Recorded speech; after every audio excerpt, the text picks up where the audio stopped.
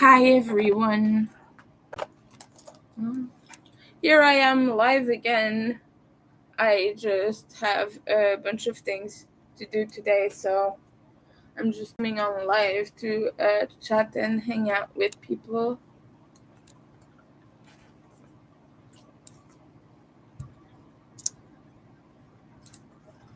First things first, let's do the links. Um, right now, the financial situation is not good. I don't have money anymore at all in my bank account, and I had to pay as much as those bills that I needed to pay. Like I had to put all my money in there, and it's not even paid yet, so I don't have money for food anymore. So yeah, the situation is not good. So if you want to help out, I would really appreciate that. I'm sorry, my link is not popping up. I'll remove this and I'll try again.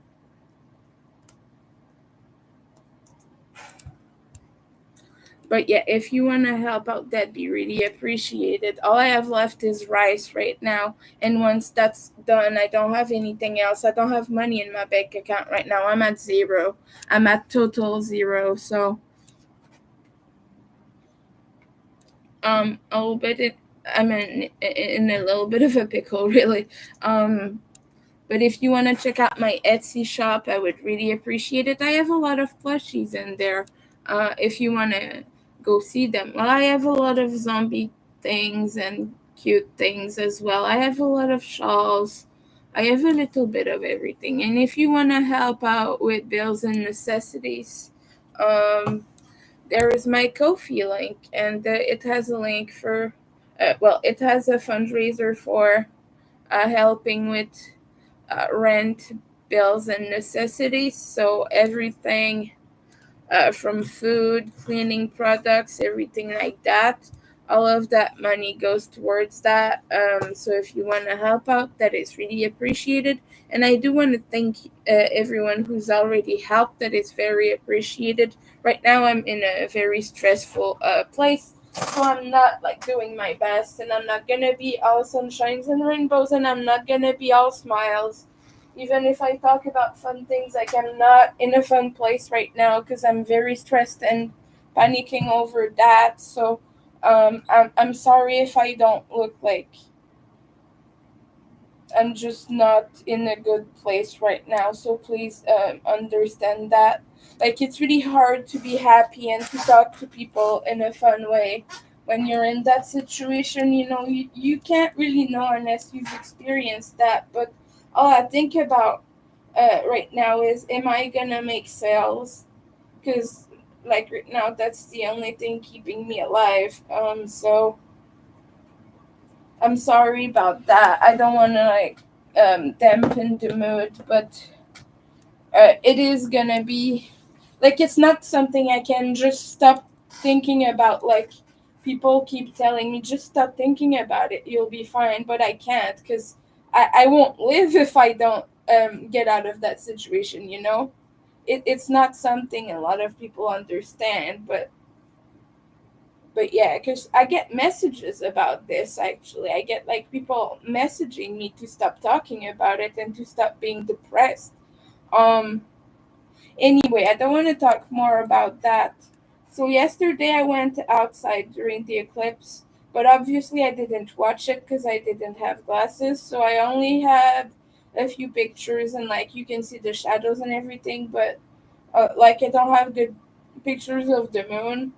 I have like a few pictures of the sun, but all you can see is really lights, like a round of lights. You can't see the actual thing because I can't take good photos with dyspraxia and dysgraphia. I can't take quick good photos. I would have had to set up, and that's dangerous for a camera.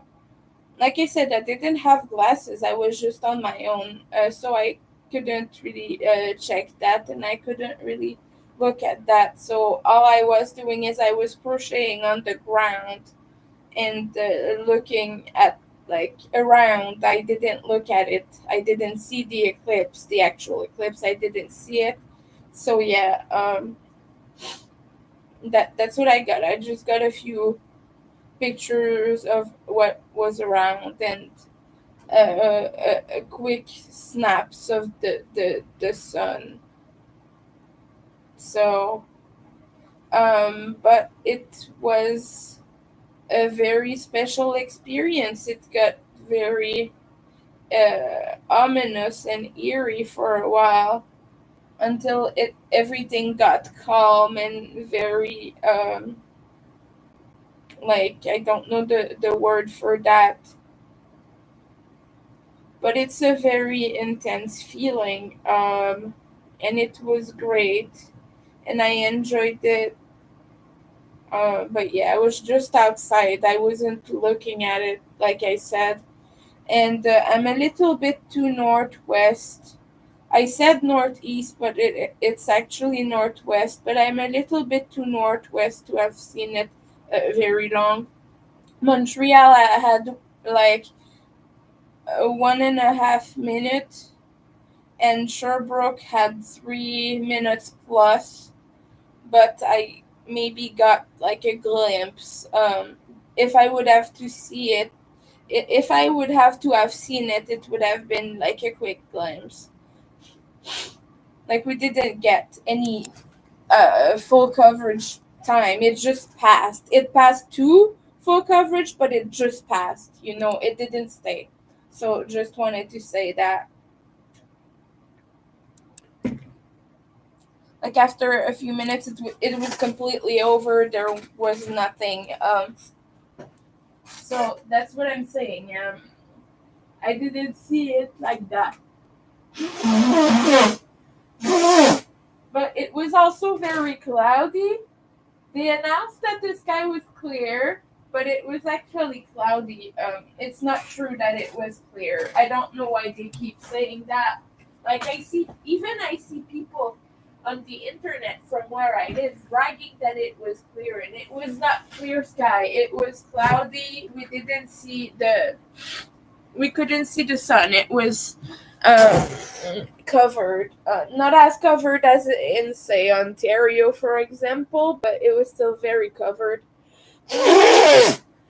And I'm not far away enough from the island to see a different sky, So they had clouds too.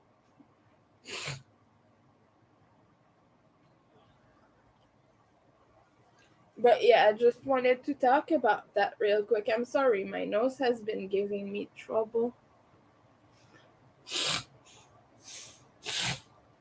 So yeah, if you want to go see my plushies and everything, I would really appreciate that, because like I said, I'm like very desperate for money right now, and I'm not getting orders or anything.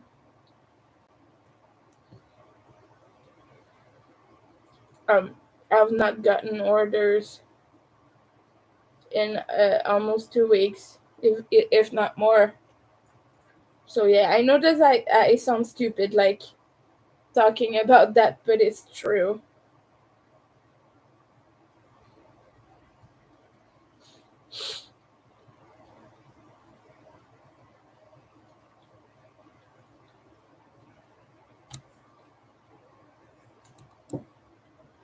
But yeah, there were a bunch of very annoying people outside for the eclipse. I was at the park.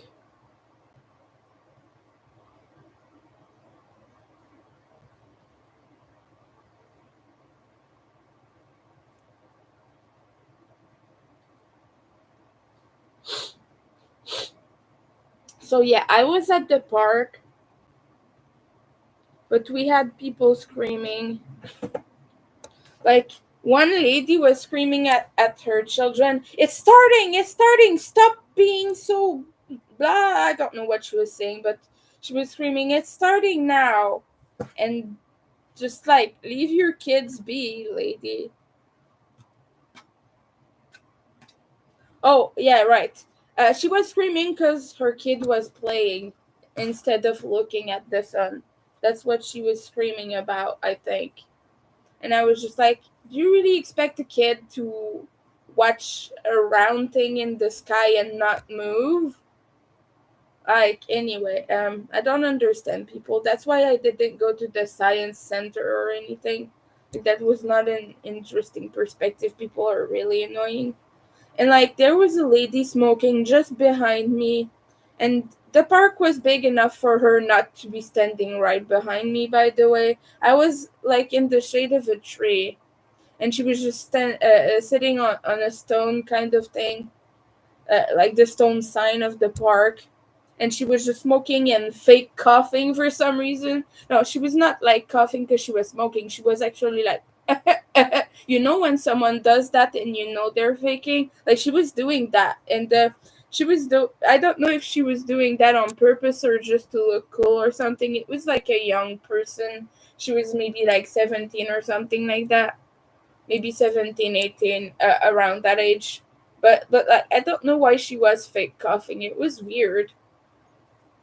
Maybe she was fake smoking too, but I don't think so because the smell was really intense. But anyway, um I don't know. People just were weird yesterday for some reason. And there was a guy like approaching my area where I was sitting. I was kind of looking at my things, like while I was standing trying to snap quick pictures. But there was a guy approaching my things, and so like every time I would take a few steps forwards away from the uncovered area, just like to signify that I was there and I didn't want him touching my stuff. But yeah, there was a guy. He was just like he was just like snooping around. So I don't know. I've just like met a few weird people there yesterday, but it was mostly fine. We get a lot of weird people in on sick because we're on a boulevard, and like there's a lot of traffic and there's a lot of passing people. We also get like a lot of people racing and things like that on the boulevard when it's evening or late night. We get a lot of people racing, and we get a lot of young people partying. Like, they stop in front of random apartments and they party in their car, and I'm not even making that up. People really do that, and I don't know why they do it, but yeah, we get a lot of annoying things. That's what you get when you live in a boulevard, you know. And it's one of the biggest, most passing boulevards in Montreal too. I'm not at the part where there's the most traffic. I'm more in a like distance area, but we still get a lot of that stuff, you know. Hi, welcome in. Feel free to say hello. Let me know if you've seen the eclipse or where you were during that time.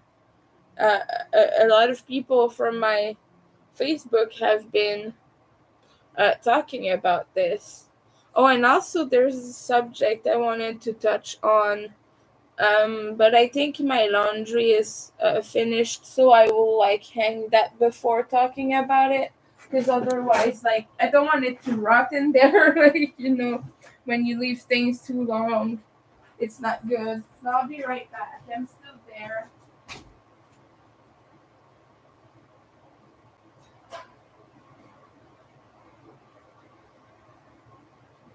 I have a few things to hang, but it won't be too long. I'm most likely gonna have to do a second run. Yeah, I'm gonna have to wash my fingers because this is still sticky. Like, there's still soap on there. Okay, that's annoying. I hate when it does that. I'm sorry for the viewers. I'm still here. I'm just over there. Okay, please don't uh, say anything or leave abruptly. I'm still here. Well, you can say something, you can say hello and everything, but please don't think that I'm like disappearing or something. Because I get that sometimes I'm just like next to you talking and people say, Winter, you're not on screen, and they leave. Um, but like, I often need to get up and do things because otherwise I forget. I'm not one of those people who can just stream and just like be chill and do the things later. That doesn't work for me. Because I will just forget that these things even exist because my brain, that's how it works. Like, I'm not trying to make excuses, it's actually the thing. I will completely forget if I don't finish those things right away. I know, like, that sounds like an excuse because most people will just be like, oh, okay, I'll do everything later. But yeah, I can't do that. I just forget, and I just don't get in the mood to do it later, so it will be like months before I take my laundry out. And I'm not even exaggerating, but I can't do that because I have a roommate, and like if everything is not perfect when he's home, he will complain. So I'll be right back. I'm still gonna talk to you as I do this.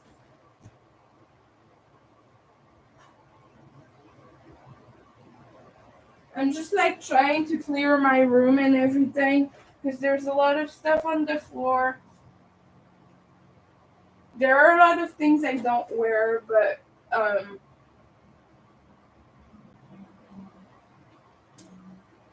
still have to do this. Just to put things away. It's better if you clean them before putting them away, you know?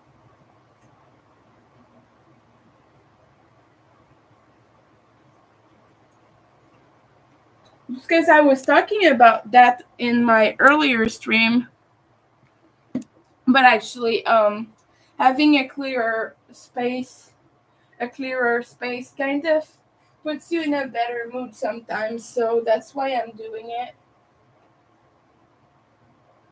Because it was starting to be too much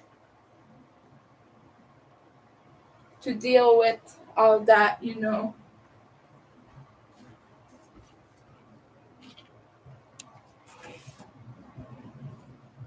I'm sorry, I have to open the window, so if you hear too much noise, I apologize. I'm gonna try to keep it silent, but you know, there's still a lot of people on the street.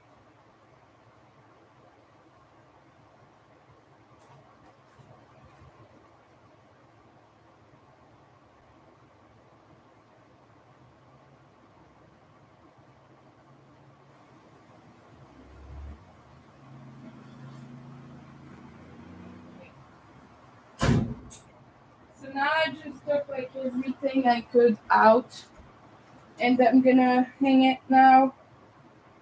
I have a bunch of things. I have a dress. I don't know which one it is. I think it's this one. Okay, and I have to like redo the sleeves because it always disappears. Like it always gets inside, gets out. It's a laced up bell sleeve, and just like I said, it did the exact same thing now. It just kind of just removes itself. The laces remove themselves.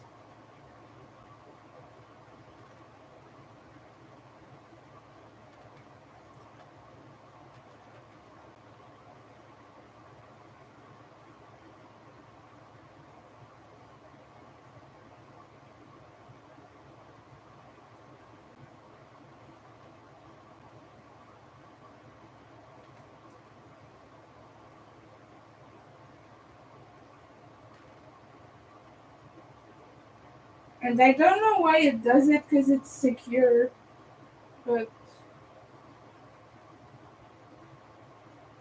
apparently this dress hates me. Um, like it's a very pretty dress, but I can't deal when it does that. Like it really messes with my brain. That's another thing about being autistic. Sometimes your clothing not being perfect will just like ruin your day because you feel it. You don't just see it, you feel it and it bugs you. Just like the crease I have in my back right now that keeps popping, that annoys me. And I can't like stop thinking about that. Because it's touching my back and it's irritating.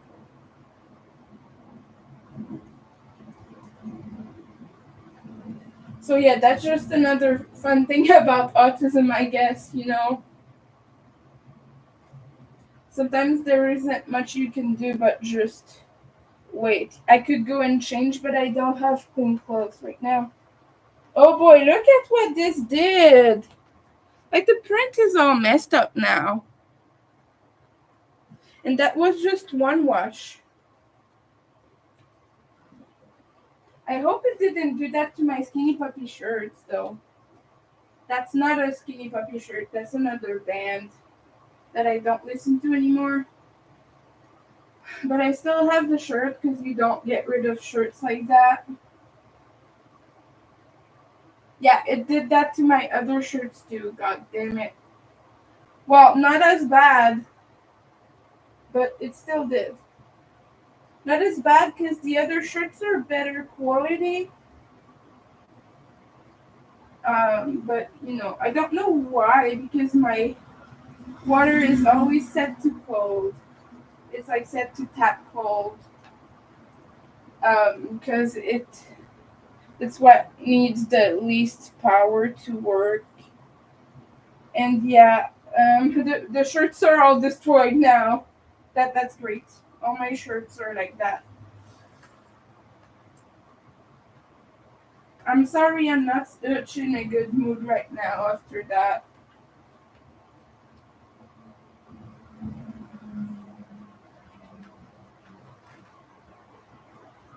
But it just goes to say that that other band had a very poor quality um, print. The skinny puppy shirts are mostly okay, but they have a little bit of fraying. I think it's even the color from the other shirt that just transferred on them. But yeah, that other band, I don't want to like poop all over them, but the quality doesn't seem too good. Like there are little grains of white everywhere, and I'll know next time not to clean that shirt. Um, which is like not being able to wash a shirt is pretty bad, you know. But I'll know just to not do that anymore.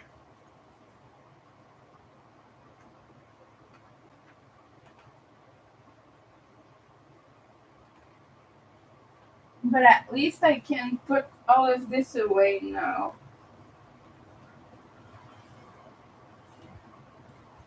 Hi, welcome in.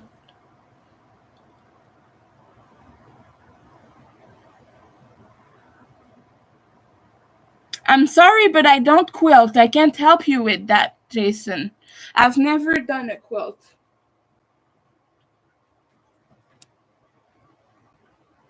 I think you're mixing me up with someone else, but I don't do that. I've never done it.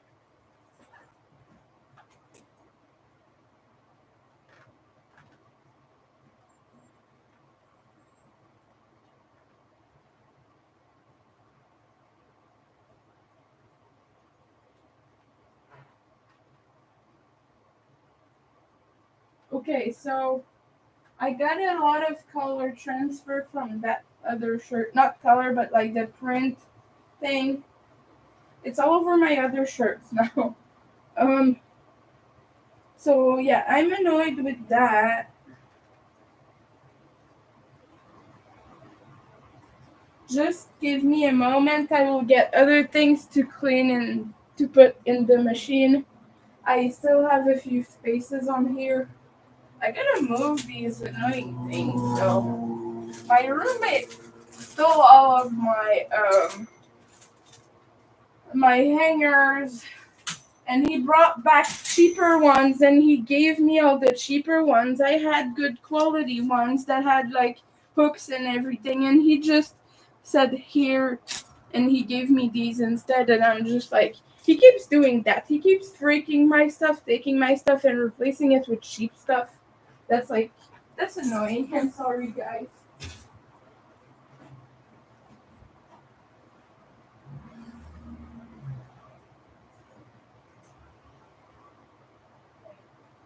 I'll be right back.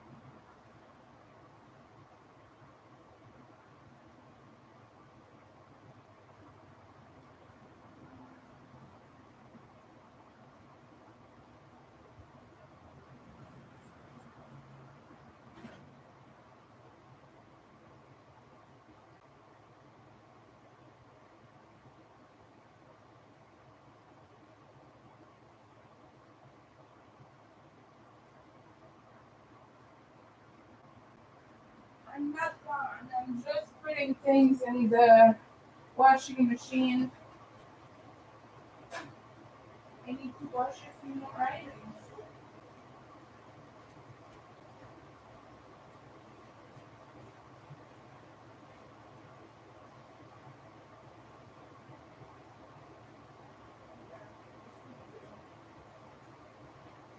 I'll be back soon.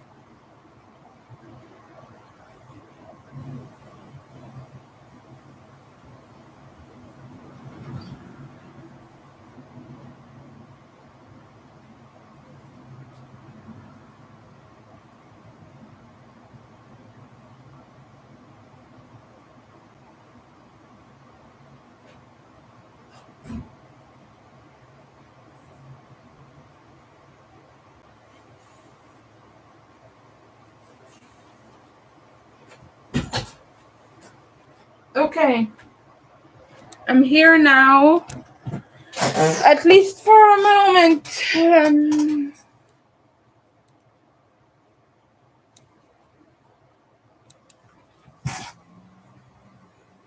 But I think you're talking to another streamer, actually.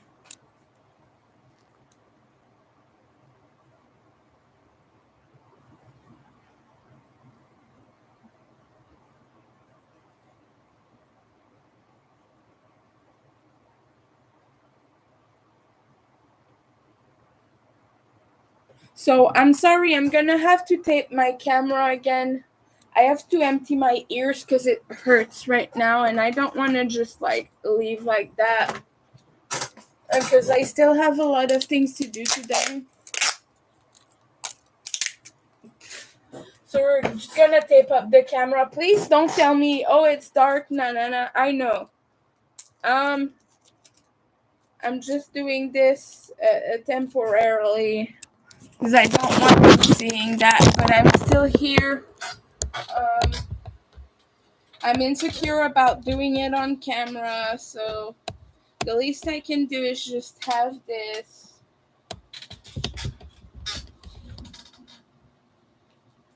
But how's it going today, guys? I don't like saying guys. I should stop. But yeah,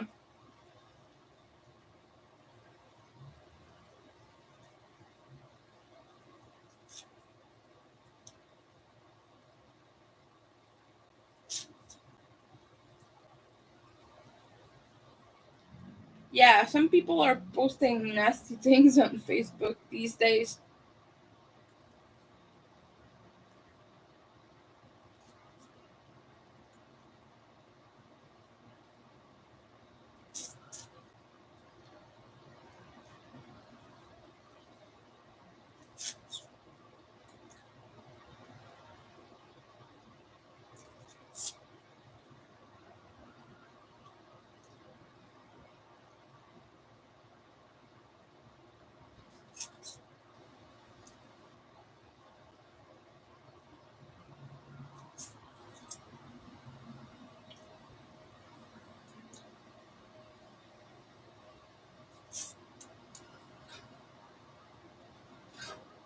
Someone is posting fake information on Facebook, and I'm about to dismantle that.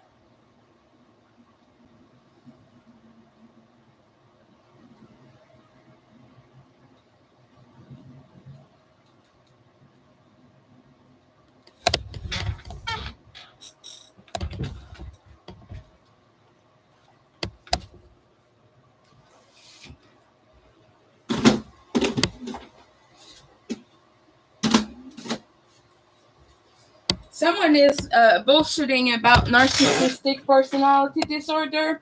He's saying that they have more feeling than us. It's actually the opposite. Like I was explaining in one of my lives, they have more developed, a less developed actually sense of effective empathy.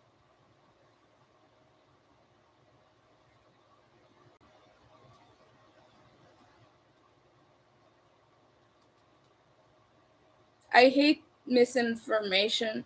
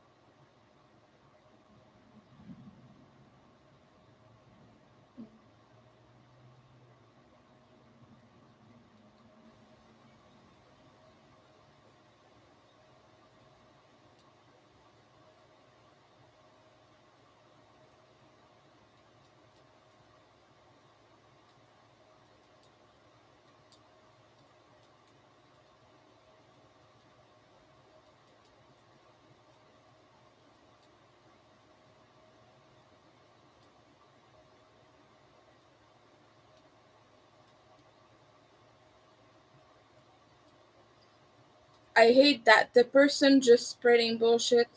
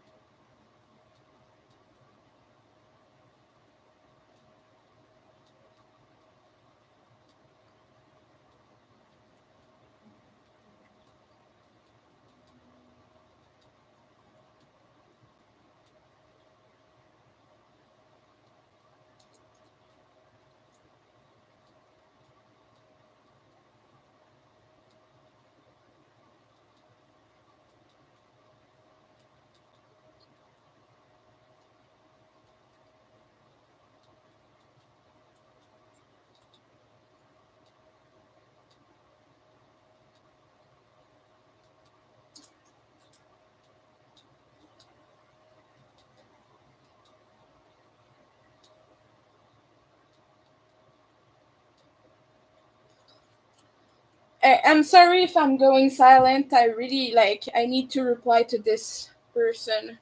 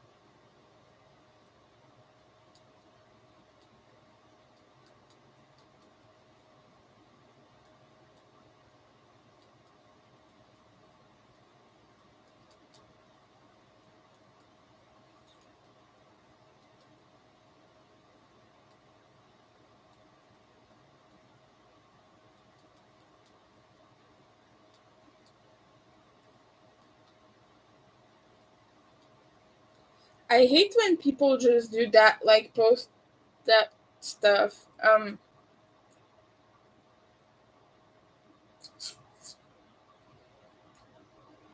gonna read it for you just so you see how outrageous the narcissists, blah blah blah. Empaths, wake up, you're not the only one that feels energy, they feel it too. Yes, they have feeling, extreme feeling, they're more sensitive than you, but they're too scared to face it. That's bullshit. How do you think they figure out how to manipulate you? Well, that's because they have cognitive empathy, not effective empathy.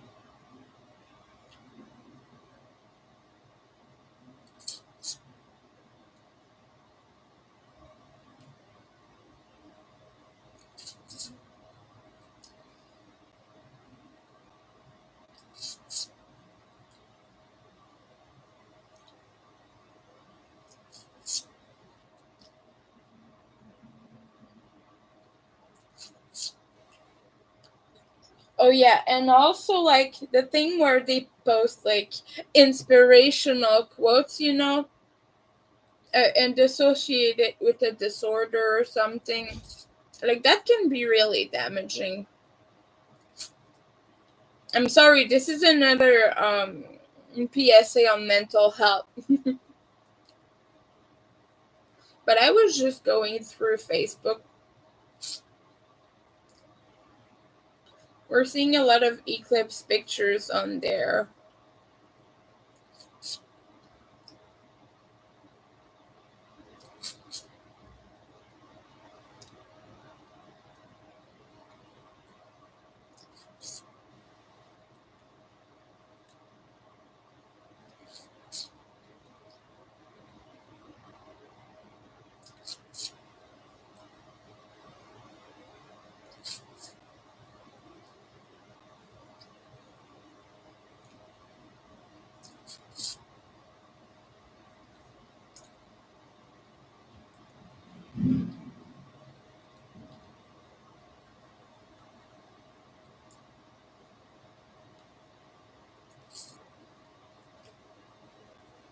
And the thing, like the reason I don't want to stigmatize that further is because it's often mixed up with autism and ADHD. Like a lot of people think that ADHDers, especially, are narcissistic because of the love bombing tactic that narcissistic people do. And the thing about ADHD is you will often see that, like, you will hyper focus on a person, hyper fixate, excuse me, on a person, and you'll kind of always direct your attention towards them as long as the dopamine is running. And that's why, like, it might seem to people like you're love bombing them, but you're not actually. You're just hyper fixated. The difference, though, with a narcissist is when that love bombing stops. An ADHDer will just lose their attention towards you, but a narcissistic person will, well, usually not always, but what we see commonly is they will start abusing and they will start belittling you and using you, you know.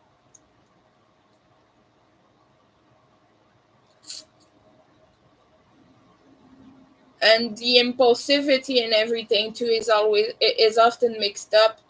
But ADHDers get meltdowns and things like that, like they get emotionally distressed.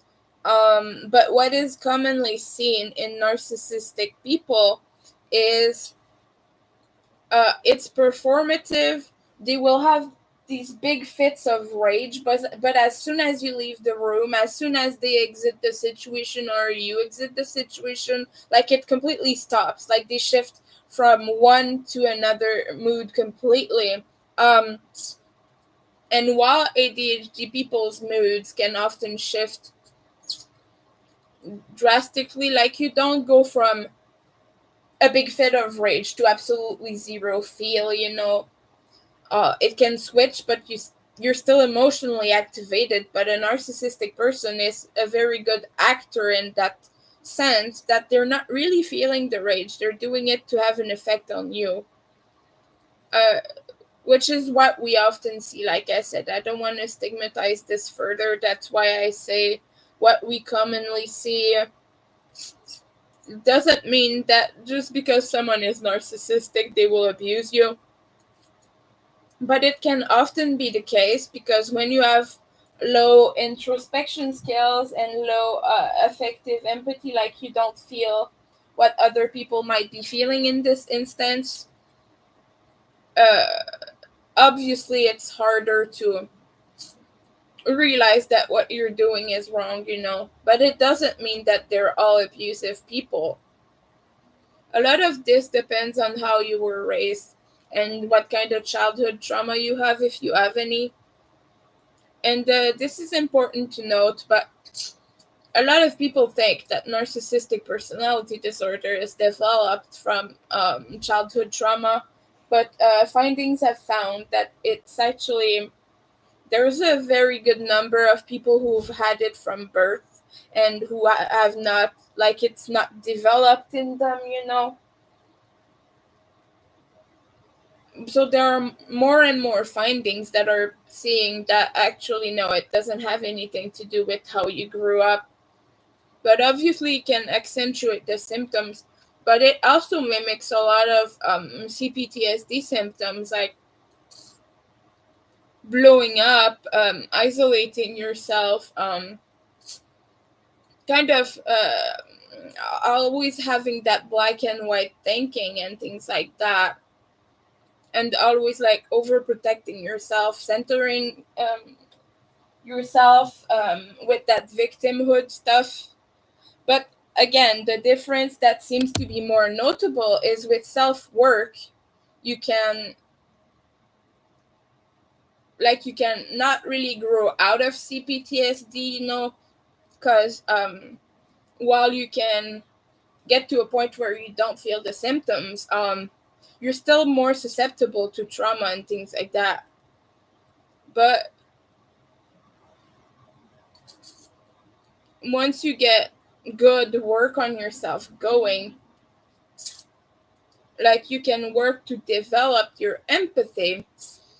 But what they found is in narcissistic people, while they can get super good social skills, and they can act in a less abusive way, in a more compassionate way, and everything, what they found is it tends to go out the window as soon as they stop working on themselves, and it can like come back and things like that, you know. And of course, like any disorder, you still have to work on yourself all the time, because that stuff gets really ingrained into your brain. But yeah, the differences they found is that like a lot of it doesn't necessarily come with childhood trauma, but it can often correlate. While a person that never had any trauma in their life, like of course everyone has had small trauma and things like that, but a person who's never had any trauma significant enough to cause CPTSD or PTSD or something like that, they don't out of the blue just start acting this way for fun, you know. But if you have another different disorder that doesn't have anything to do with trauma, that is there from birth, it's a little bit more tricky. Well, they say that you can always retrain your brain to do certain things, like new neural pathways. I think my therapist told me they form every 7 years or something like that. But there's gotta be a base, like at some point, that you can't get rid of, you know? I don't know too much about that in particular, but I know that, for example, I'm autistic, and while I may eliminate a lot of my childhood trauma symptoms as I work on them, like I've already reduced a lot of them significantly, actually, which is good. But my autism symptoms, they're increasing because I'm masking less, and I'm acting more according to myself, you know. But yeah,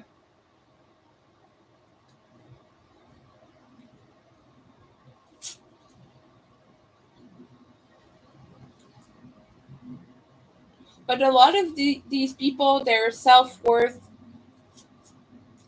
is often tied to perception of other people, the perception other people have of them instead of the perception they have of themselves, which can often lead them to, you know, to center the narrative around them and feel like maybe they're the main character, sort of. But that can happen in childhood trauma as well. That's the thing. And a lot of autistic people seem to be that way too, but it's not because they actually center themselves. It's because our brain sometimes can have a challenging time understanding other perspectives. Like for me, at least, it's really a really weird and trippy thing to think about, the fact that other people exist and have other feelings than mine. Like it's really difficult to imagine. I know it's true, and I know it's real, and I know it happens, but it's hard to wrap my mind around, because I can't imagine why would someone be a conservative, for example, because in my mind it makes zero sense. Like why would you want other people to hurt? And it's difficult for me to put myself in their shoes. But it's not because I center myself and think I'm the only person alive. It's just because I don't have that developed sense of imagination that autistic people tend to have. And this isn't true of all autistic people, by the way. A lot of them have the imagination, the social imagination component that we call it.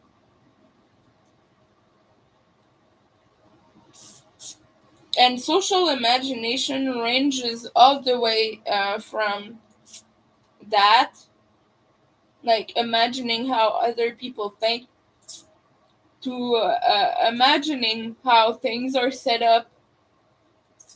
Like it would make sense for a building to have a parking lot in the back if you don't see it up front. But if the parking lot is in the front, of course it's not gonna be in the back, you know? That sometimes it's hard to imagine that setup is different from building to building, so you get really confused and you get lost. That's also why I got lost in the airport, and why I didn't figure out that I had to go through baggage claim even if I didn't have baggage. Because my social imagination component is not developed enough to realize that that's the way you go, because that's the way out of the airport, you know. It just so happens that there's a couple there's a couple suitcases on the way, but it's still the same door.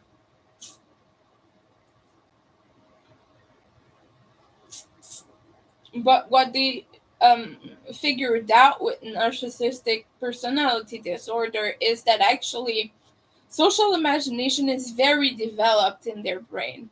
They're very smart people who are very attentive to details, and they are very good at like picking up on things and realizing that's how things are set up or will be set up. Like they're good at seeing, hey, this is a trend now, you know.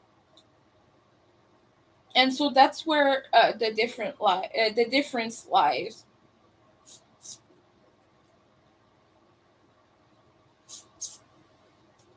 And a lot of these conditions are comorbid. By the way, you can have one or the other, or you can have all of them. You can have a few of them.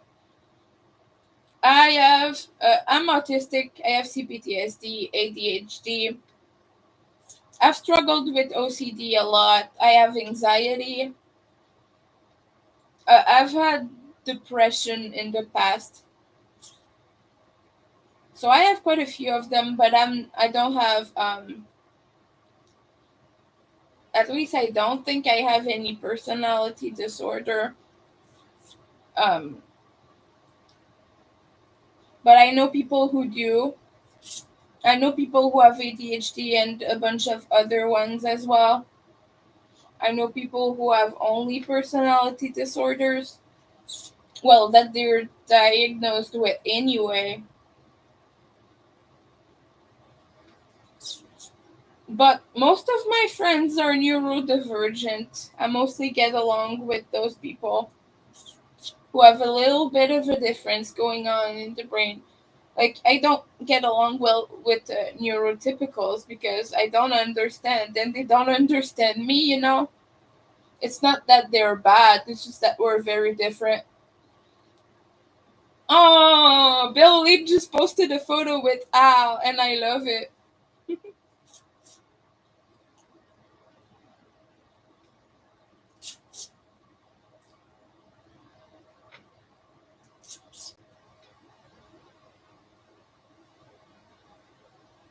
Oh, Bill and Al together sitting on a bench outside. They're smoking. That's not good.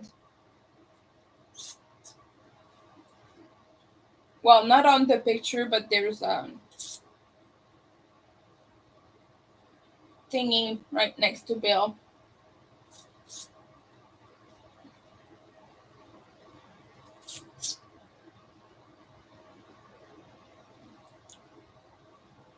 So I started watching ChemNet's tutorials. ChemNet is a indie dyer channel with tutorials on how to dye yarns and things like that, you know, and they have with fun videos. There was an April Fool's video where she dyed her dog green, but not her actual dog. She took fur out of her dog that like from brushing, and that was all matted. and did some felting with it and dyed it green. Fluorescent green, actually.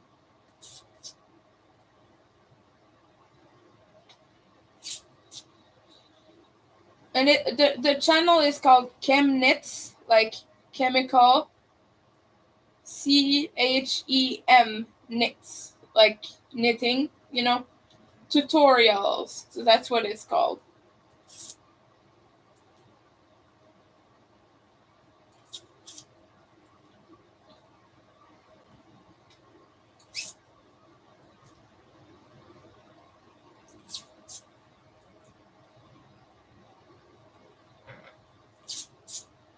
I'm sorry this is taking time. My ears are hurting.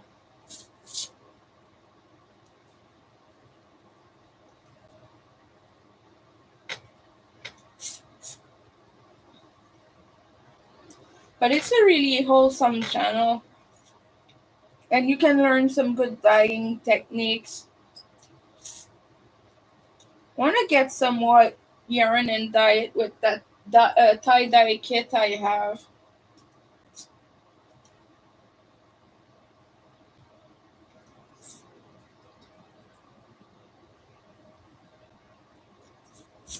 Mm. I have some wool, but it's not white, so that wouldn't work so well. I'd have to get white wool.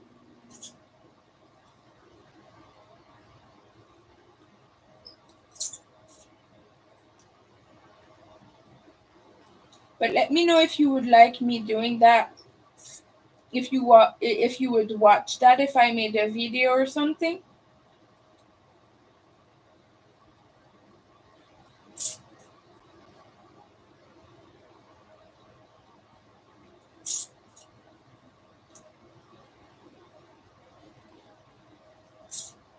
The thing with that dye is it doesn't really penetrate very well in fabric.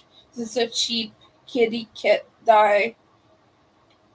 So I gotta find some tutorials on how to make it penetrate more. Because wool is very dense.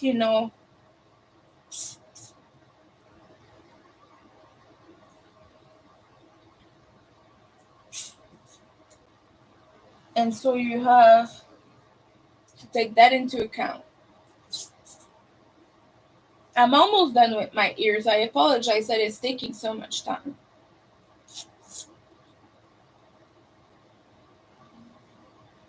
But yeah, she has years and years of tutorials. I'm scrolling her page right now and I'm at 2 years and it keeps going.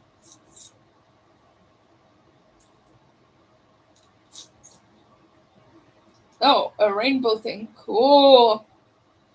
See, now I'm at 3 years and it keeps going. So you have a lot of information about dyeing yarn on that channel. If that's what you want to do. Like you have enough tutorials for the rest of your life, kind of.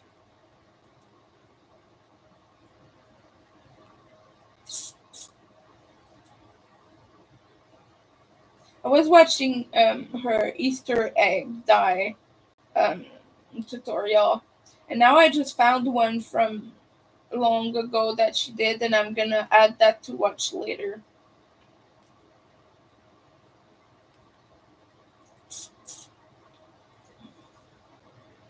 Rainbow speckled gradient. That's next. I'm watching that too.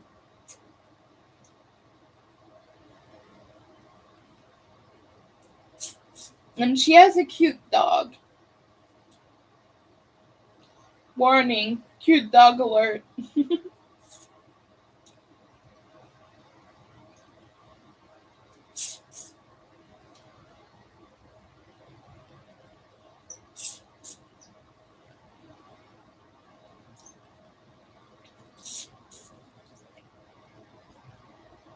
And Halloween yarn. Oh, okay, I'm almost done. Okay. I think I'm fine. Oops. Yeah.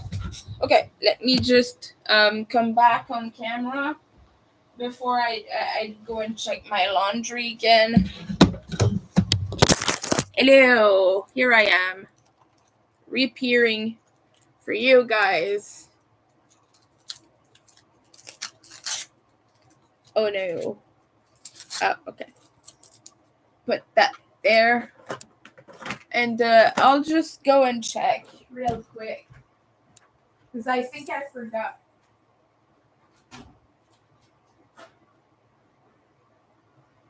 Okay, no, it's fine.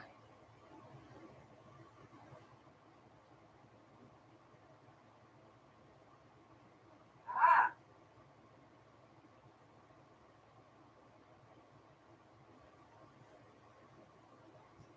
it didn't drain.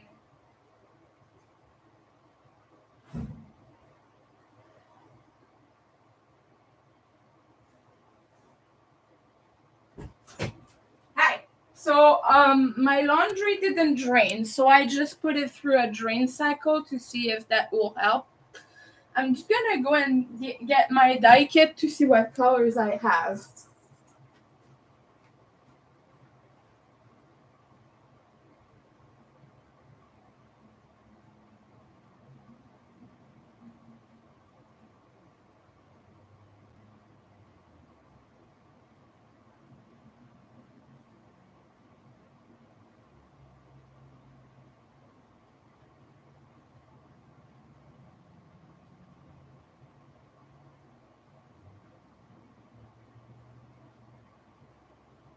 Okay. So the one thing I know is that I don't have red, blue, or purple left because I used all of that in my Skinny Puppy 2 Dark Perk color thingy tie-dye shirt. It was just a bone shirt from their recent tour, their final tour. But also, I colored it. I dyed it with 2 Dark Perk color scheme, so I used all the blue, all the purple, and all the red. I have one tealish kind of blue left.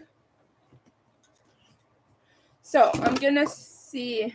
I'm gonna just open this and see what we could do. I have some green. So I mean that's good. I have orange, so we could do a Halloweeny color. Oh, I still have one bottle of black. So we have green though. That's good. Green is good. Ooh! Oh no! Oh no no no! I could even use this bin as a excuse me as a dyeing bin for the yarn. You know, and there's gloves in there. Oh, see, we have orange here, so that's good. And 2 bottles of pink. That's cool. That could do a Halloween color. But I could mix some brown because there's not brown in there. Yo, the colors that are gone are black, violet, purple, blue, and turquoise, and red. And we still have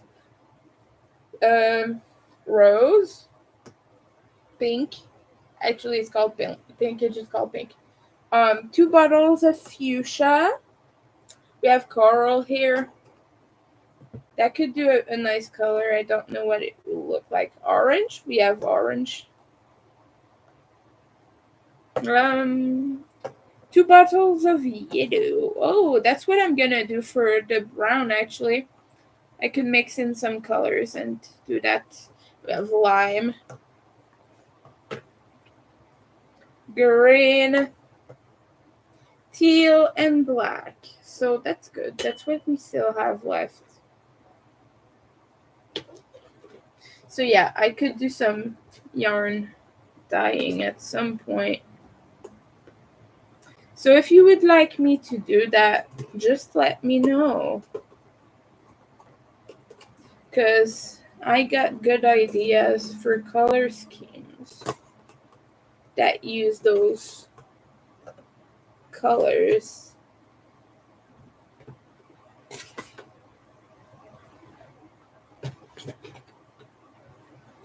Okay.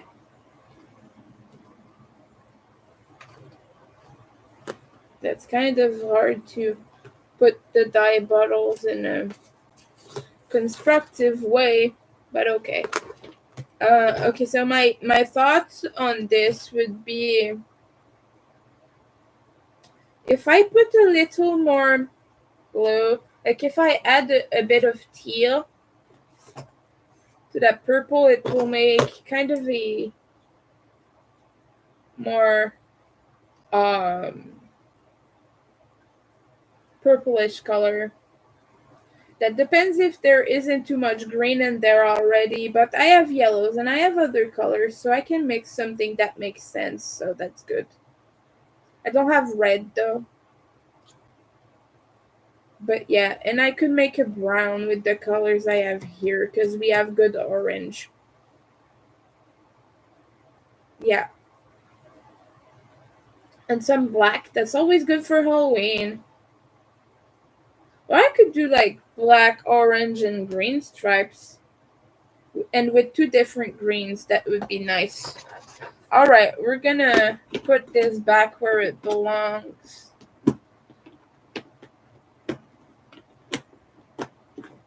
Gonna put it back. This is tulip, by the way. This is from Michael's. Just gonna go put that back real quick.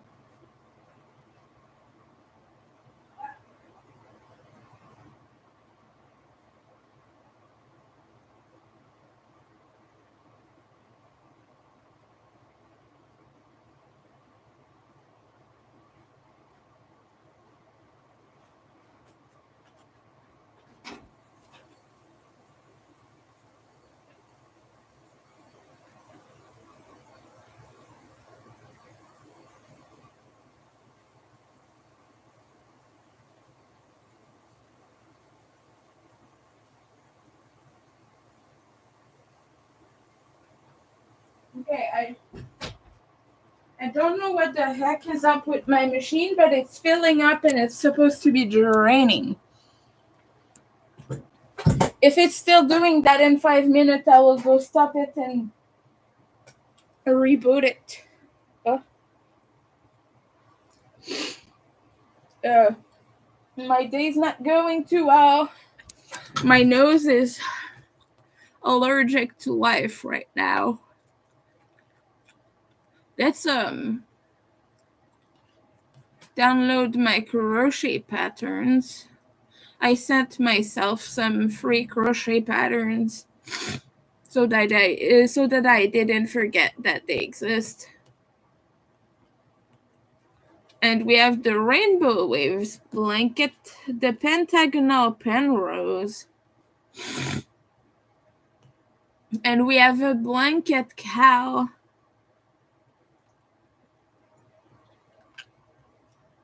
Cosmic cow.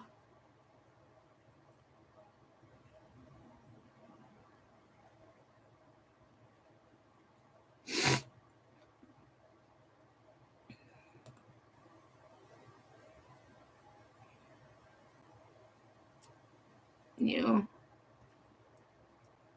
cosmic cow.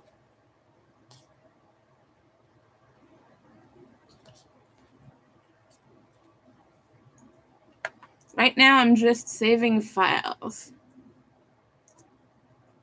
There's 10 different files for this crochet along. It's an old one, so it's been finished a long time ago.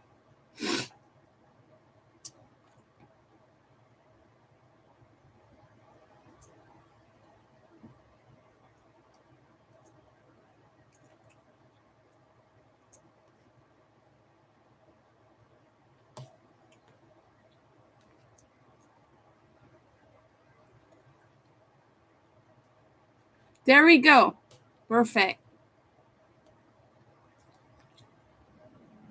Oh, now it's draining. Good. I don't know what the heck is up with my washing machine.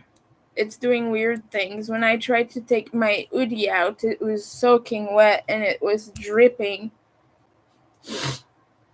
Don't want to have to hang it in the bathtub like that. That'd be good. And when the roommate comes home, he will be like, "What the heck is that doing there?" Too. Water, hydration, more actually. Ha. And I'm doing cat arms.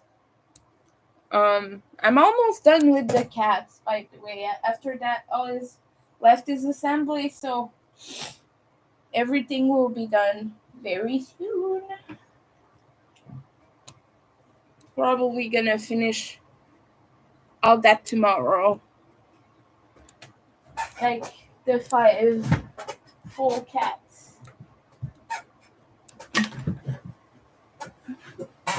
Or maybe I can manage it, to do it today if I speed run life. I'm joking, I'm not gonna do that. It's like taking shortcuts and everything. That's what speed running is when you try to finish a game within an abnormal amount of time, like as quick as possible, and you go through shortcuts and things and glitches.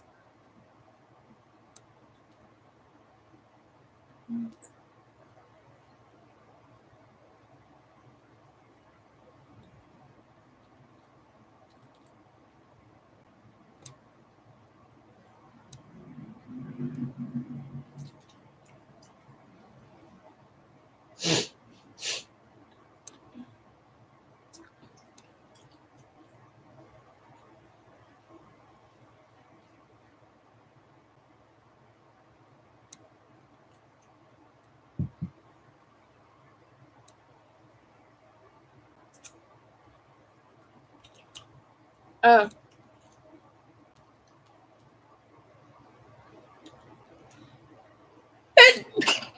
See, I don't know what's going on with me. I'm allergic to. I think I was allergic to the eclipse, and that's why.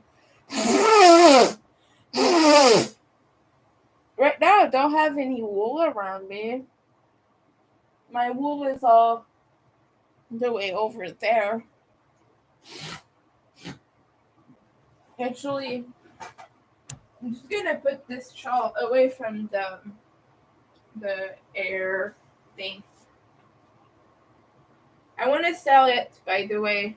So if you want to buy this shawl, it's up for grabs, but it's not in my shop right now. So hit me up. This is a granny shawl. It's made of wool, hand dyed wool. So please hand wash this only. I know it's probably, I think it's super wash. I'm not sure. But don't take any chances because this is red and it has a white border. So I would say hand wash only. If you want it, you're gonna have to message me. It's not on my shop right now. But yeah, let me know and we can arrange something. Just a bathroom break. I'm gonna put it in the chat.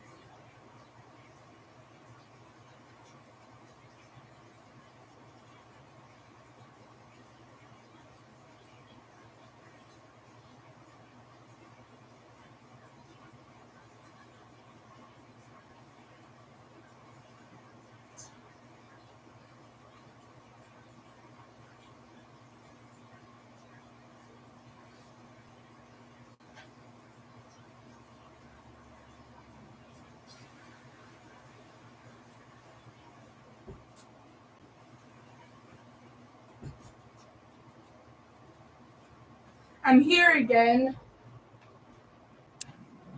I'm sorry.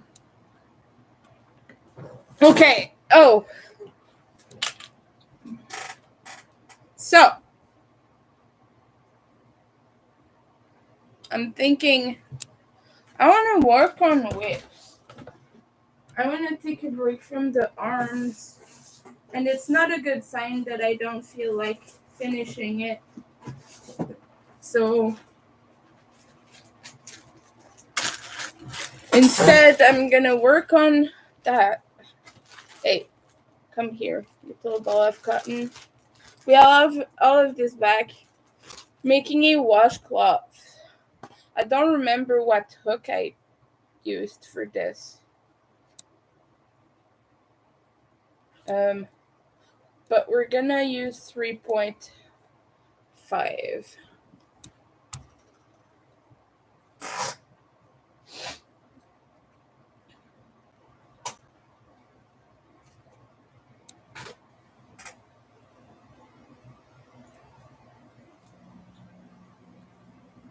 And this is a thick one. I'm sorry about the noise.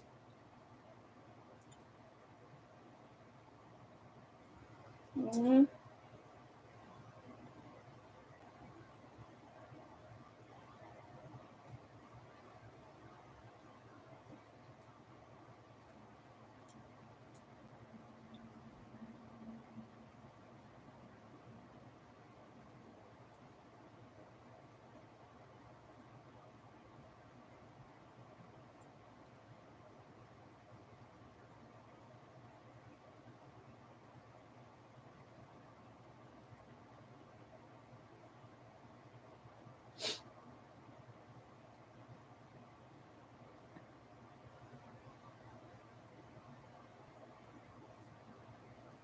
Okay, I think I have to put a stitch here. Yeah. Okay. Oh, okay. I remember how to do it now. This is called the crunch stitch, and it's made by alternating height of the stitches you're making. This one has um, half double and slip stitches. So in every slip stitch you do a half double crochet, and in every half double crochet you do a slip stitch, and it alternates. And it's super good for washcloths, cleaning pads, Swiffer pads kind of. And this is what I'm doing now. But yeah, it's not a good sign that I didn't feel like working on the project I was doing. This means that I'm getting overwhelmed and overworked. So we're gonna take a break. Gonna finish it as soon as possible. Worst case scenario is I'm gonna finish the order I have to send in today and finish the other ones tomorrow. Because I have time to just make one arm and a tail. That's not too overwhelming. But it's making 5 more arms and 5 tails all today. That would be overwhelming. So I can just do that no problem. But right now, I just want to work on something easy and mindless like this. I'm sorry about the noise. My washing machine is a big, scary monster. So I'm sorry about that.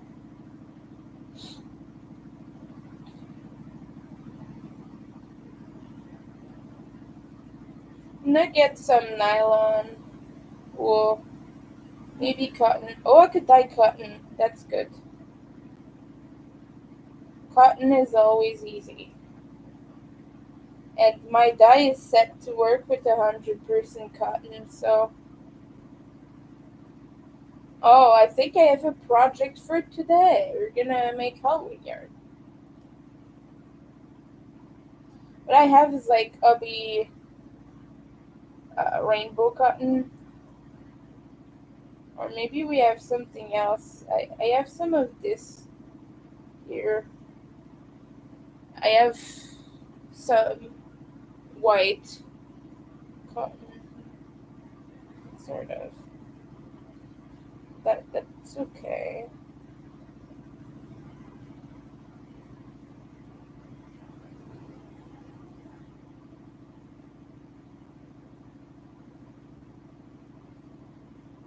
This yarn splits badly. Oh my god.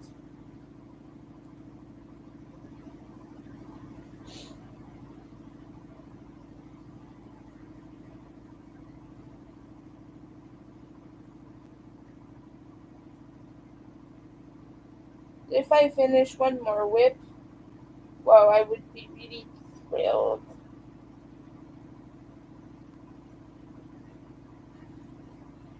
I don't think I will finish it today because it takes a long time. It's mindless, but squares like these always take me a really long time because I gotta focus more than people usually focus. Especially when I have splitty yarn like this. I don't mind splitty yarn, it's just that I gotta take my time more because of my motor skill issues.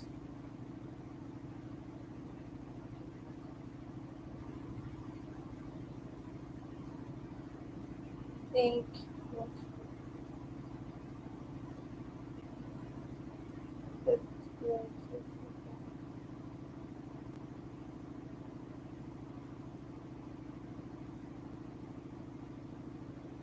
So yeah, this is more of a dish rag, I think. I could make it pretty and have little picot stitch border. I wanted to make a picot stitch border. I think I have enough yarn to do it, but we will see. I'll see what I decide.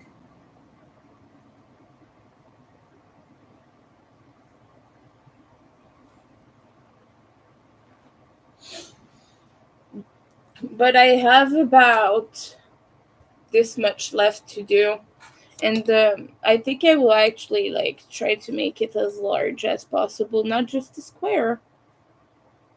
That will depend how I feel once I reach the square status. Because if I'm tired of making it, I won't. Obviously, you all saw how it went with my blanket back there. As soon as I finished like that orange round, I got tired of it and I finished it, and I didn't even make a border. So maybe the same will apply to this. That's the end project boredom, and it happens a lot with ADHD. Is when you don't get stimulated anymore by the dopamine because the project is about to be over, so you're not quite excited about it.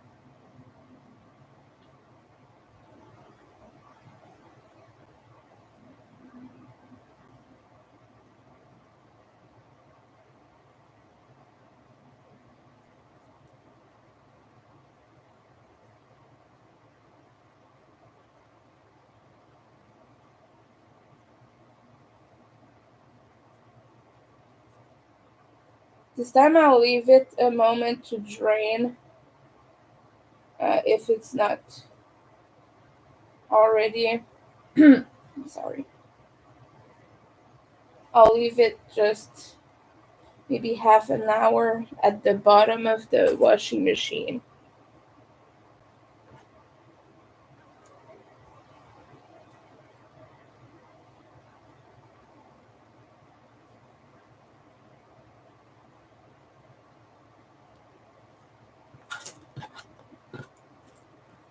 But let me know, what are you doing it on this fine Tuesday evening? It's Tuesday, right? Yeah, it's Tuesday. Just let me know what kind of shenanigans you're up to. Me, I just want to keep my hands active right now.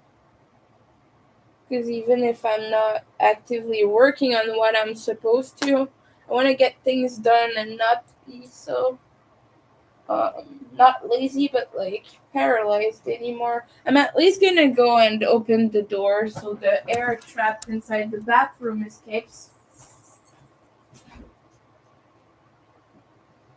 Yeah, okay, that's better. This washcloth is the most annoying project I've had in a while. It's not even because of the black yarn, because I don't mind black yarn. Unless it's super late at night and my lighting isn't doing its job as well. But right now I can see it fine.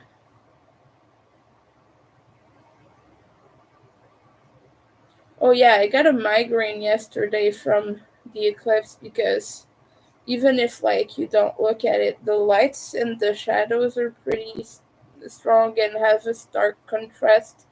And as a person who is really affected by light like that, I often get migraines from strong lighting. So that did it. That was probably just me being autistic. You know, it happens.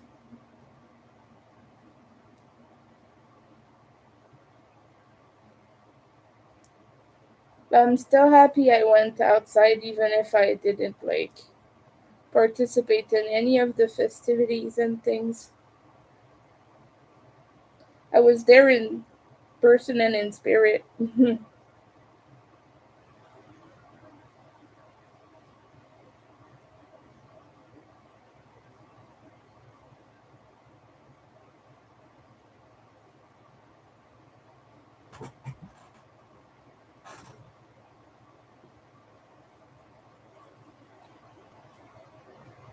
Just I'd like to know what you did yesterday. If you went to see the eclipse or if you did any fun stuff with family or something. Let me know below.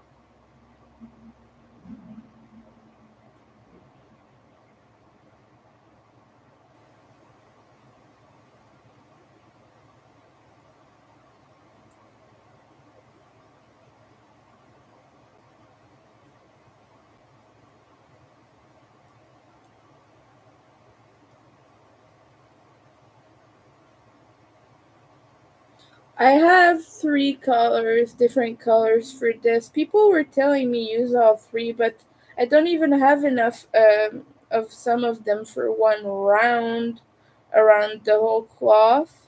So I don't want to have a mix of colors in the same round. I don't think that would look nice. So I'm thinking either a combination of blue and pink or just nothing. I will assess that soon,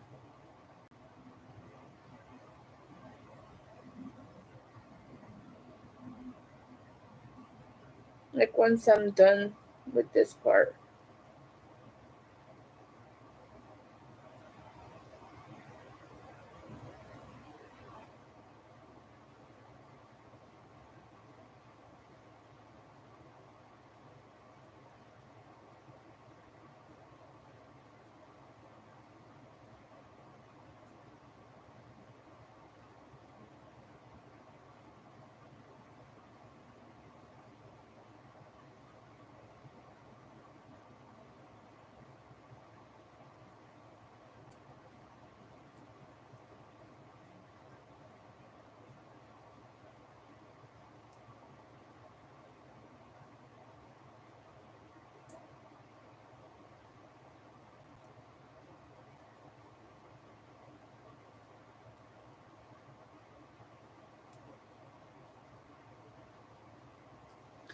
Oh, it's already going well. Okay.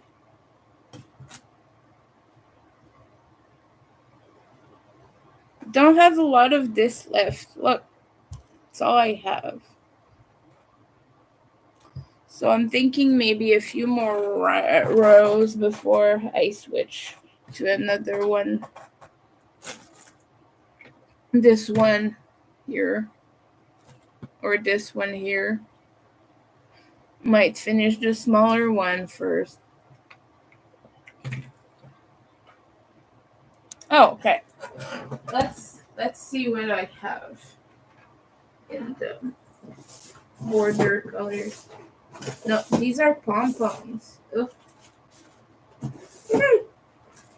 That's what I was saying. I don't have enough yellow at all, but I might have enough of these other ones to do a little combo.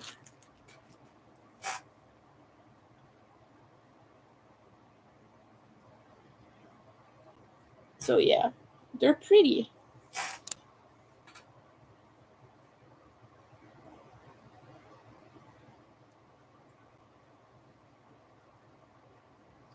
And I like things that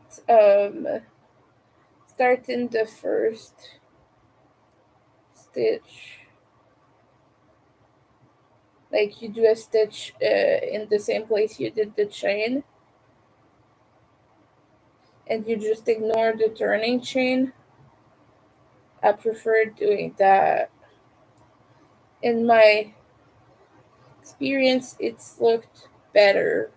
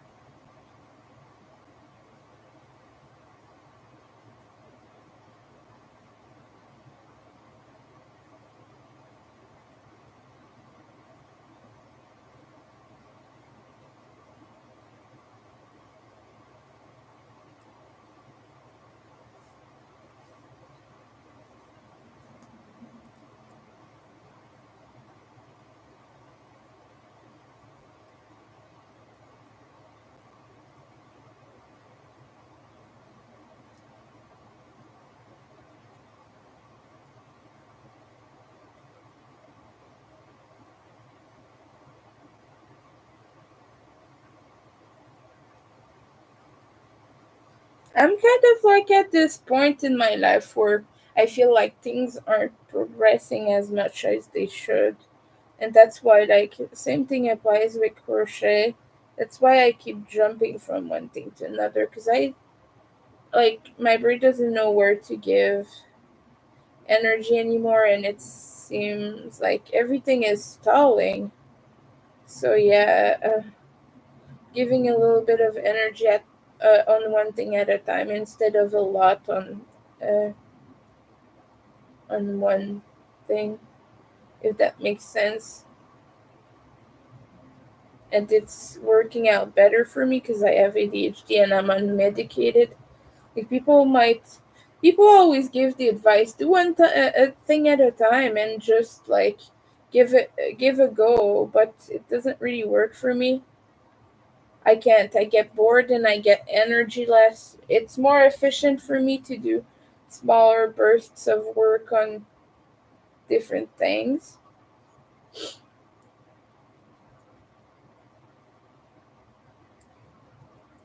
So right now this black is boring, but once I do the border, I think it might give me back a little bit of dopamine. Because right now, this is just like repeating the same thing over and over again in a very bland manner.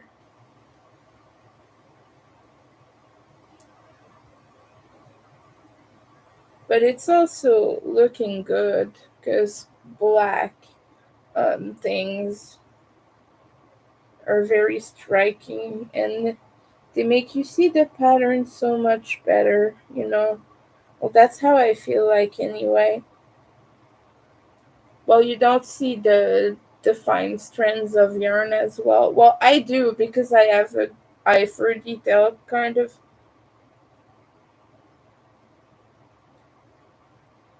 But what I mean is, you're not distracted by the color. You see more the texture, kind of.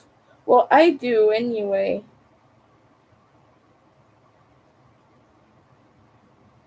I don't know if it's the same for you guys, but I notice the texture more when things are solid black. Unless they have an interesting design on them, like t-shirts or something like that. But yeah, I like what I'm making. It's just that it's boring to work with non-color changing color. It's not stimulating my brain as much. Oh boy, we still have maybe 2 or 3 inches to go.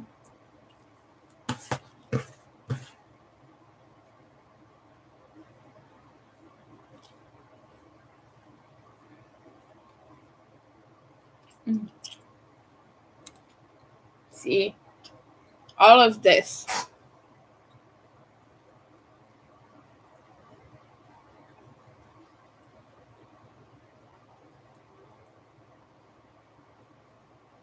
Just like maybe five, well, more like 10 rows if we do 2 inches.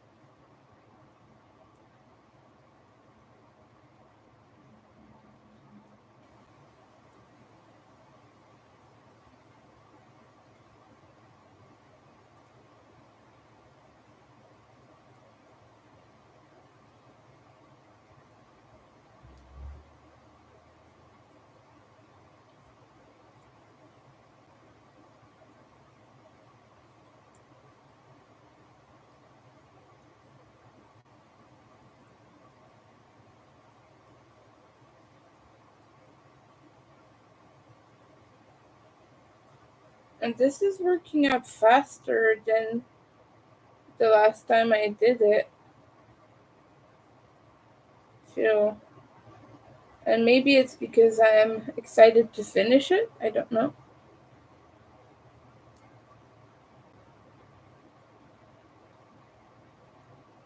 Maybe it's just an impression because last time I did that super mindlessly. Who knows? Oh, this little fiber here is getting caught.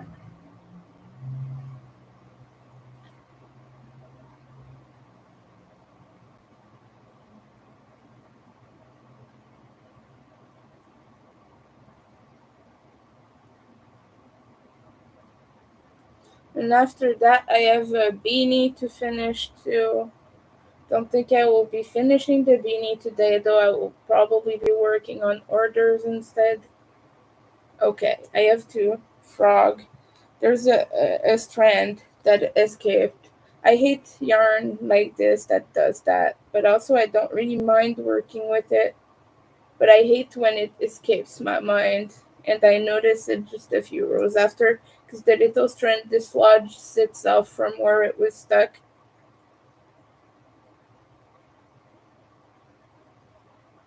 It's like here it's doing it already.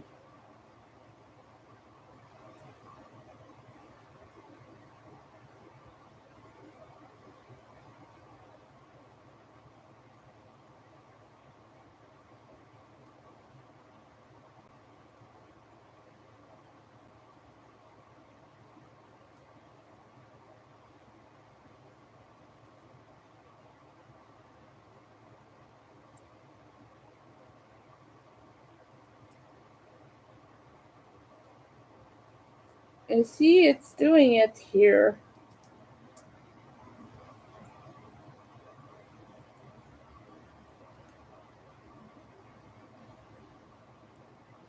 Okay, we're good, I think. I hope.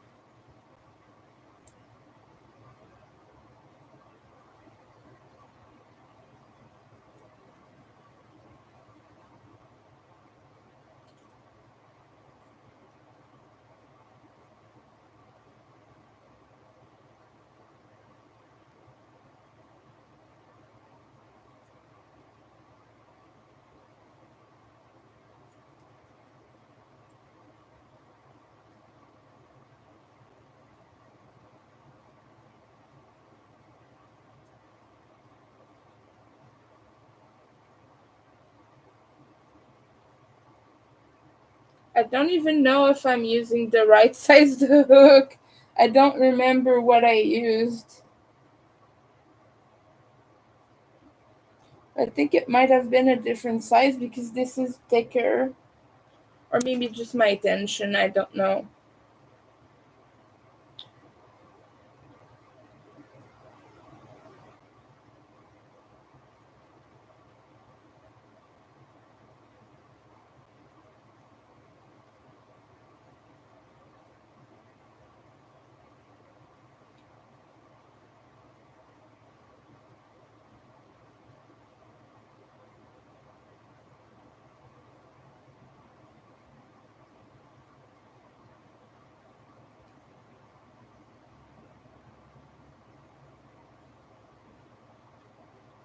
When I was a kid, my grandma had a very special house in my mind.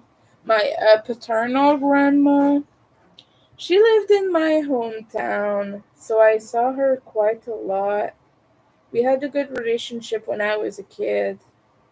And an early teenager, she was my biggest supporter. Like, she would rave about my colored hair and everything. She was super cool.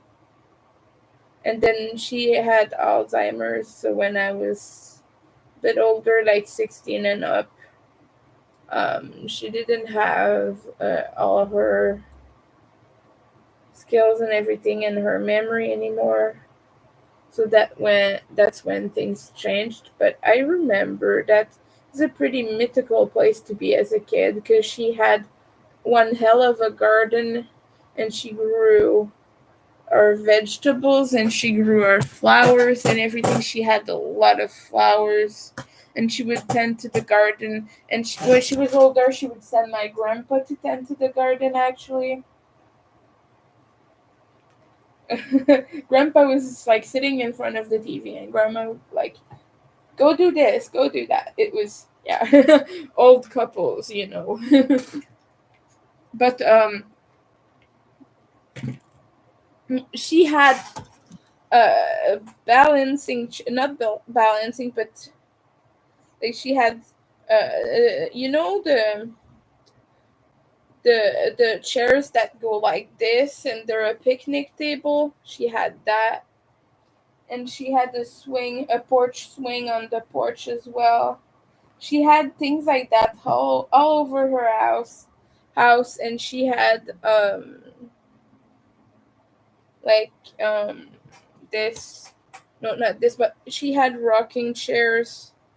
My grandma liked to stim. She might have been autistic, you know, because with all those chairs, it's like clearly something she liked. is to rock back and forth. And it's not just a matter of being an old lady. She was clearly not neurotypical. There was some neurodivergent in her, I think. But she was a great woman, and she had a lot of crafty treasures in her house. She had buttons. I would just sort through buttons, and that would occupy me for a few hours. Just touching buttons, sorting them by color and size, and things like that. And she knew I did that with beads and everything. She would just give me things to sort, and I would sort them. See, I don't know why people didn't catch on that I'm autistic, because that's clear.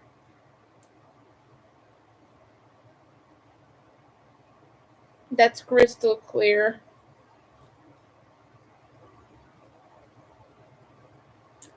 And she always had the most food ever. Our pantry was so full it was bursting at the seams. Like, see a normal pantry with a few things. Well, all her shelves were about to fall off. She had a very big pantry too, and very tall. Mine is quite small, and I don't know why, but the shelves are spaced out, which is completely stupid. I could have had more things if I had more shelves, but no. I have three shelves and they're spaced out so that things like don't reach the top, you know? And it's not the best. It's really not the best, and I don't like that. Means such less food, so much less food. Sorry, fits in there. The design of this place is pretty poor, by the way. Just in general, it is. It's an old building, and like I said, we don't even have light fixtures in the living room, which complicates things. But personally, there's not much I can do about that. Okay, so we have maybe half an inch to go, and so I will change to the smaller ball soon. I'm thinking this is going to be square, simply out of boredom.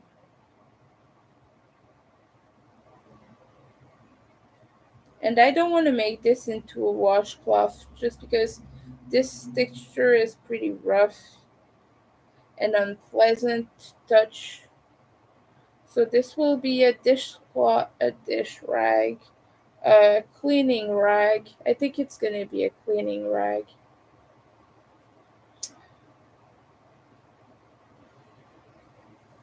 I have to frog again. See, I hate that.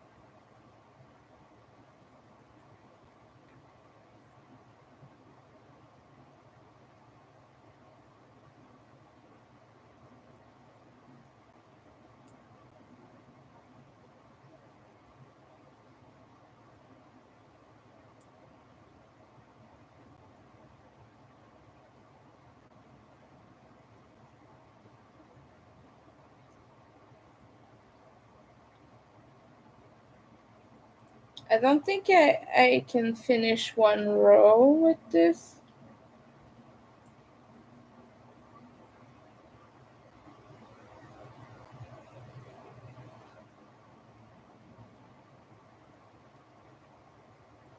Maybe though.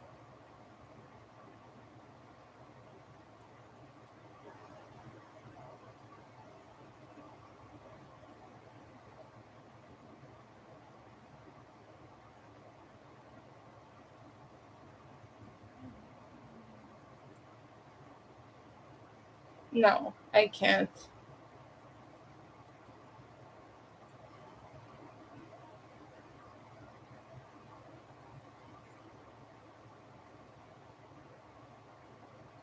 It's gonna be tight.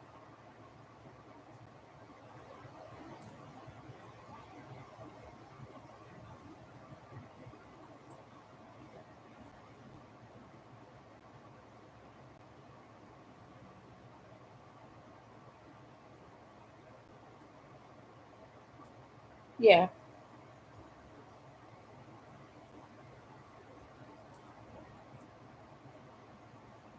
Okay, and now we get the smaller one because I don't even think I will use it all up.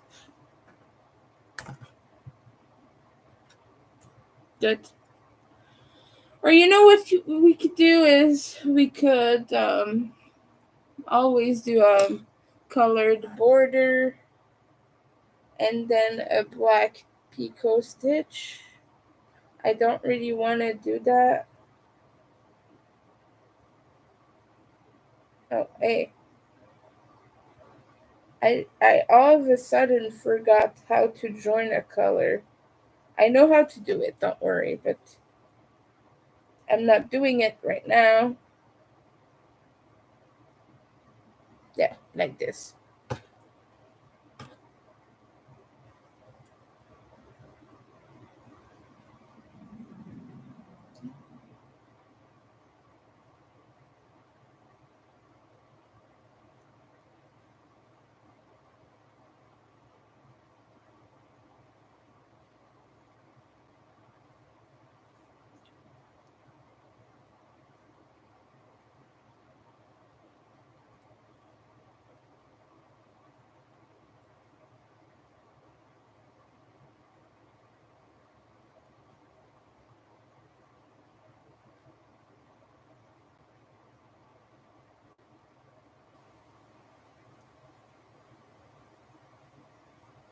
Whoa, I did the wrong stitch.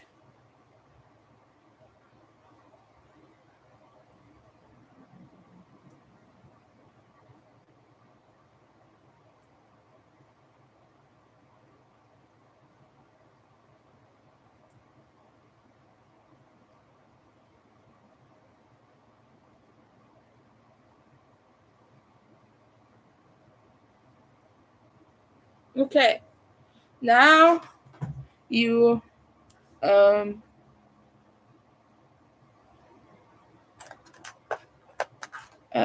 weave the ends in.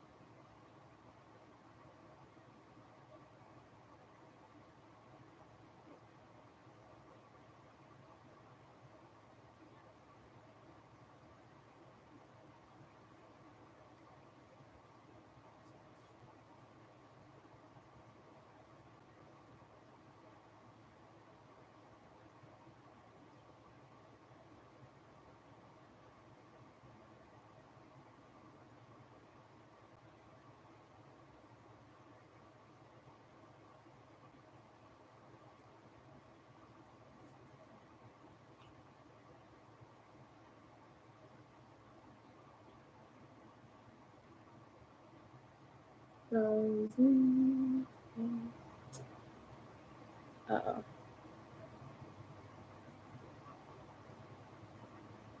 Little pieces of yarn.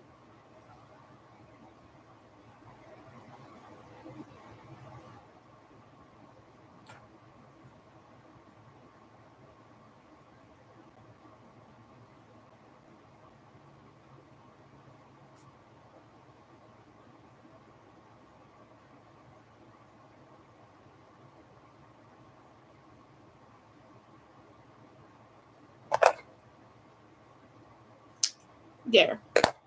Snip, snip, snip, snip, snip, snip, snip. Okay. Here now, yeah, we have about half an inch left, so maybe like that's like 4 rows. I calculate when I get a few more in just to make sure. Oh, this is thinner than the last one. Okay.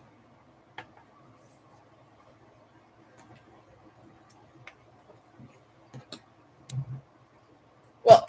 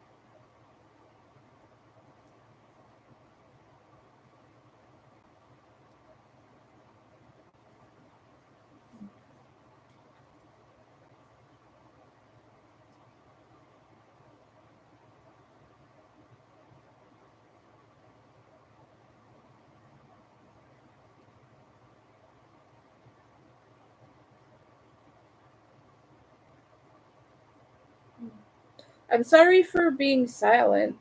I don't know much of what to talk about, but hopefully you are just vibing along.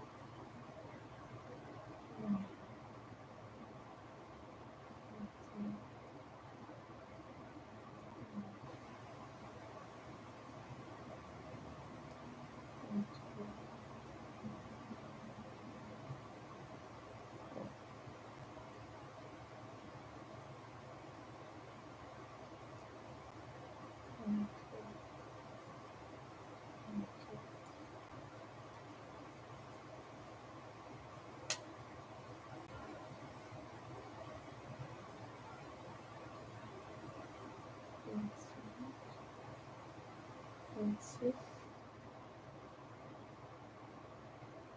insert, insert,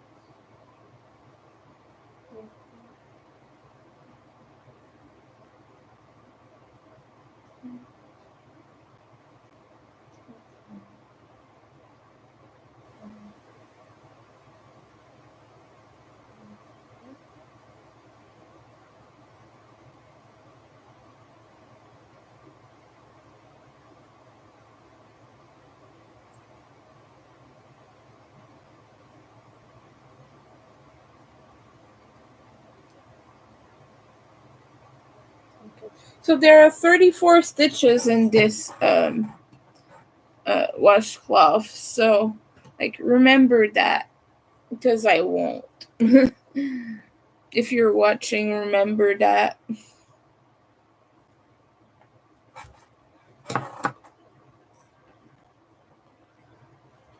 Oh, one more row or like two. Yeah, I think two will be good.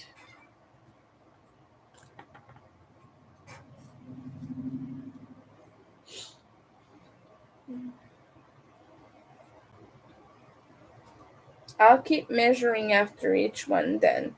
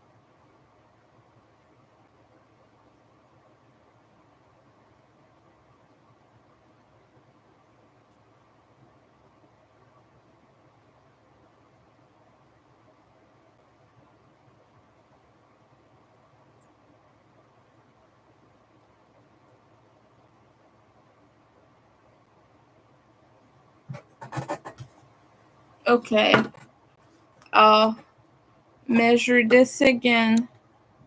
I think we're coming pretty close.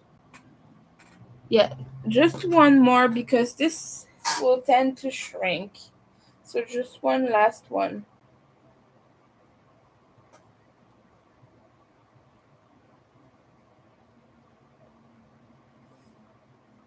Like I don't know how many rows of this there are, but you know.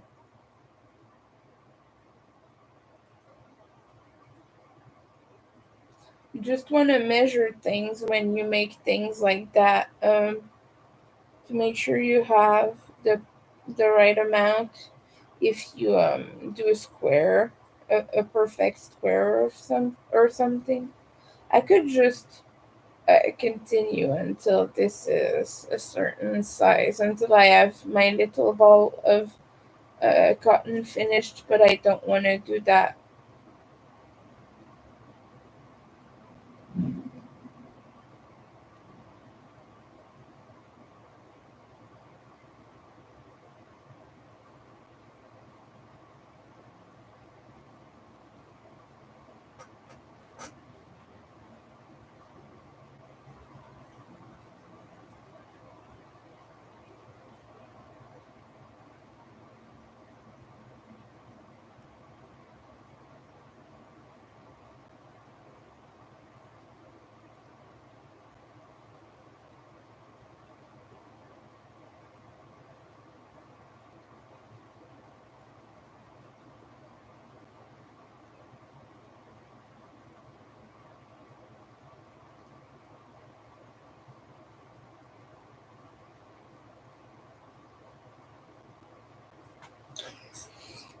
Hmm.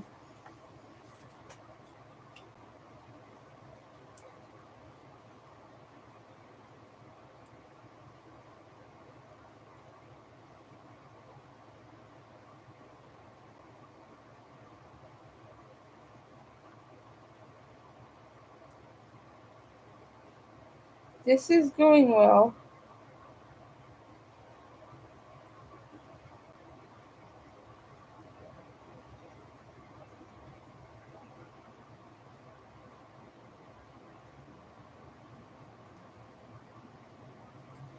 And yeah, I could definitely continue this.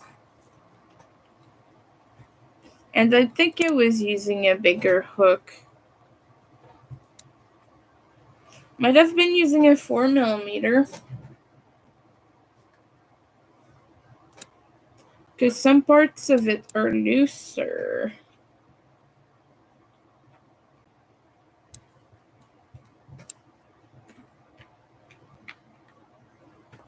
Okay, we're ready to fasten off. There.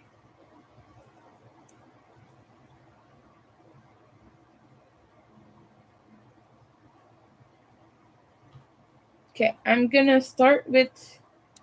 Actually, we're gonna start. Yeah, we're gonna start with the blue. Or wait, I'm gonna weigh them to see.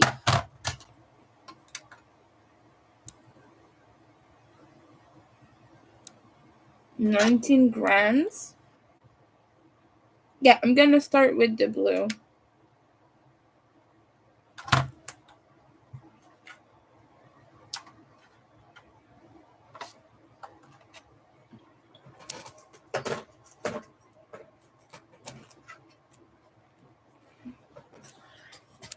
Oh.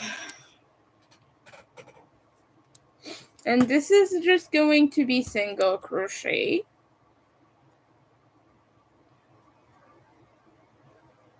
And the next round is gonna be picot stitch.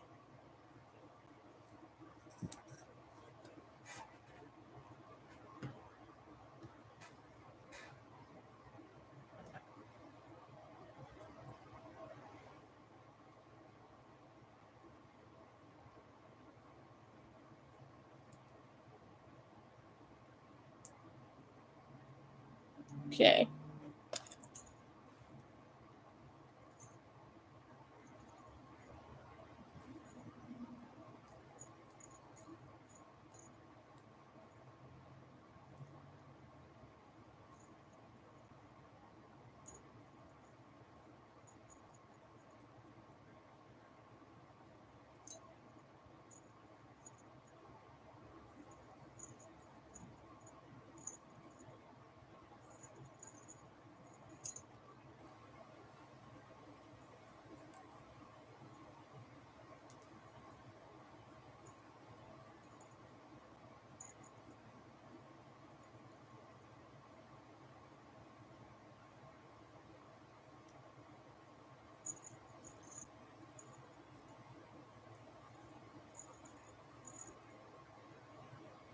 Yeah, okay.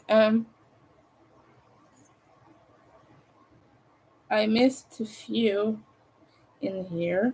So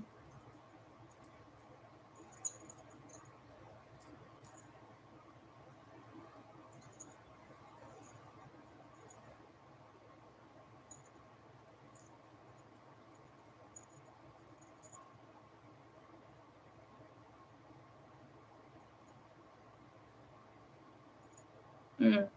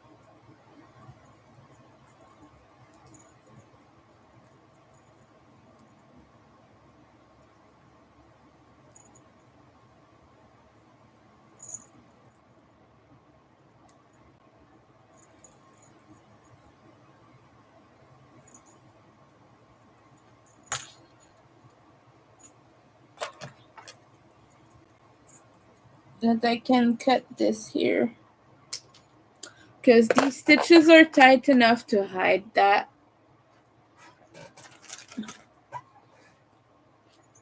So yeah, all you want to do for a border like this is just go in each stitch on the side. Like if you have 50 rows, you go into 50, you do 50 single crochet. So in each one, you just pop a single crochet in the side as best as you can. You like figure out where the first stitch is and you go inside the first stitch sideways, and you just do your best to always do it in the same spot, because sometimes these aren't as obvious. So yeah, you just pop it in the same spot all the time. And what I like to do for corners is one single crochet, chain one single crochet,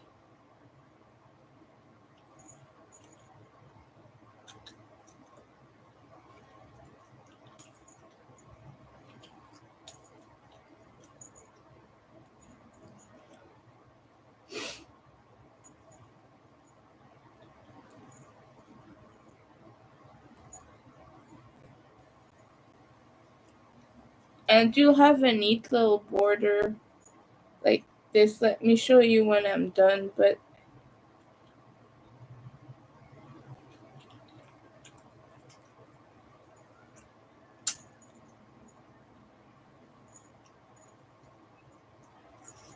okay, you see, it's, well, you can't see it that well, but in each one of the rows I have one. And now I'm gonna turn the corner, so I'm gonna chain one. And when you work your picot edge, you're gonna wanna work in that chain space too, as a stitch, as if it was a stitch.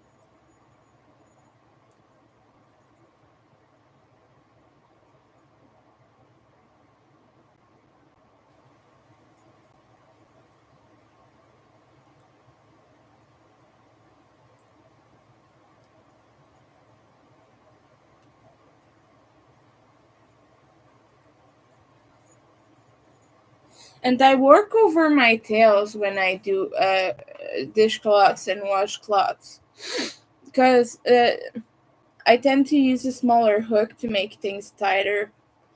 That works better for me. Let me just blow the nose. I'm sorry.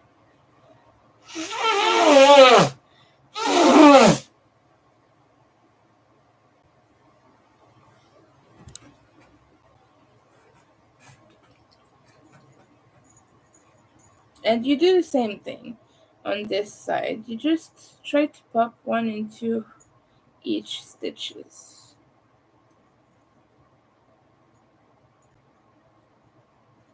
Just count the amount of rows you have and that will help you. But since this is a crunch stitch, go into every little wave and every little bump. So like you will see distinct holes and that's one row, but then you see a little stitch here that is lower a little bit and that's another row. So don't skip those. Go into each one. Go into the ones that are farther away and closer. And when you're satisfied with the length of your tail covering, like after a few inches, you can snip it or you can go back in the other direction. But like I said, this is tight enough that I don't really worry about anything showing through. And since this is gonna be a rag, I don't really care either way, you know.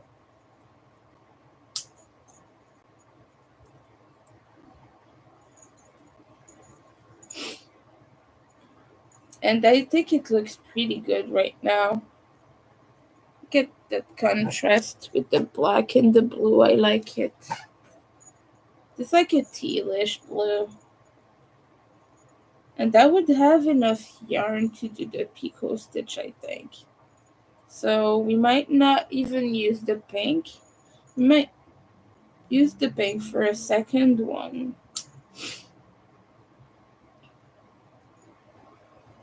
I might do a second one. Might be shaped differently because I don't know that I have enough yarn, but we shall see. When the way I measure that is I'm gonna weigh it actually. Just to see if this is. And to do that, wait.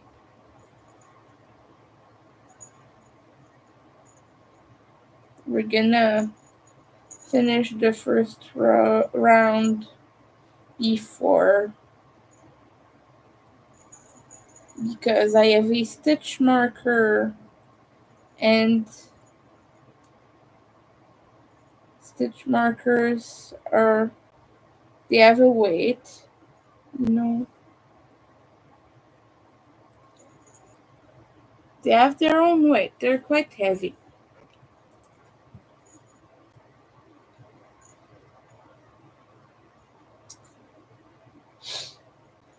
Mm.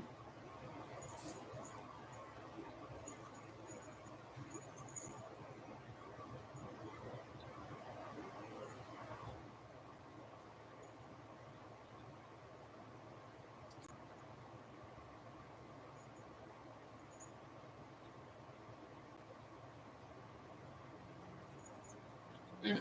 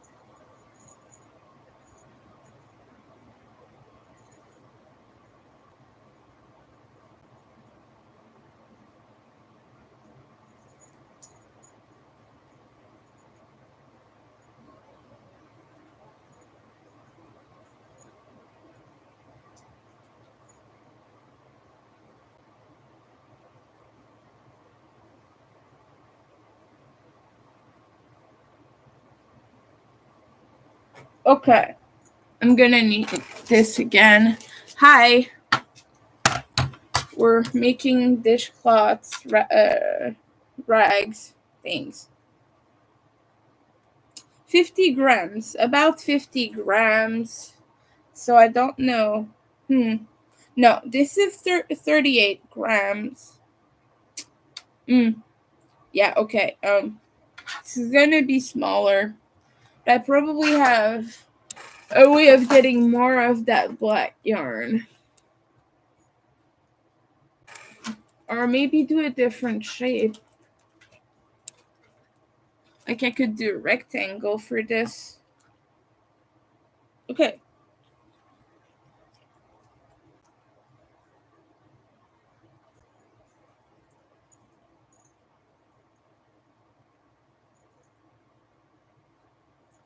So we're gonna do the picot edge.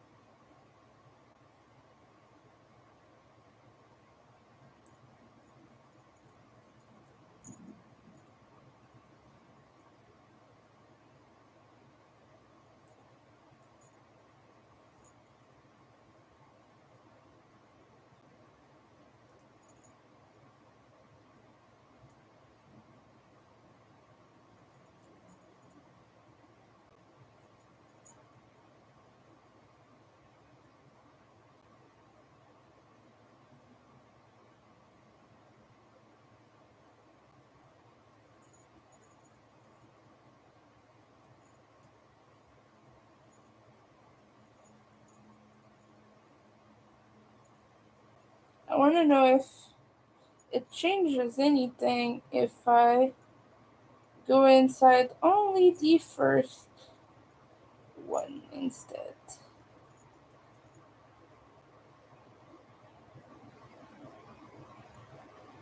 Oh yes, it makes it more peaky.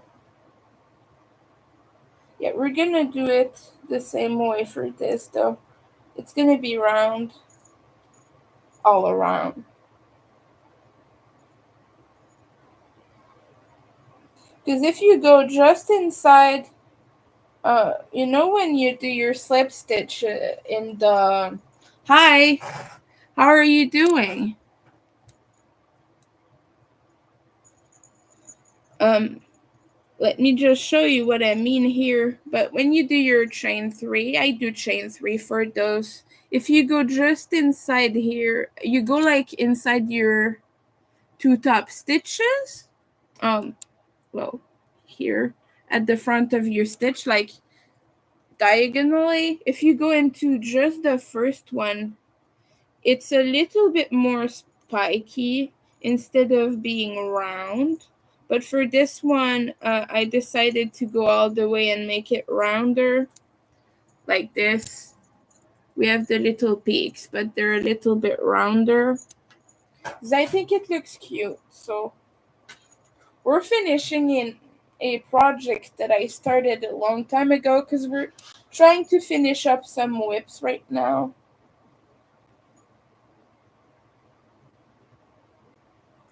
Just like making some space in my home because it's quite small and crowded, and this is kind of my way of spring cleaning, sort of.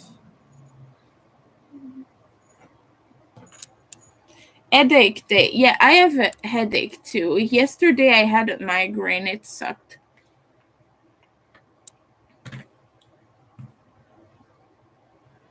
Waiting for meds to kick in. Well, that's good. I hope they kick in soon.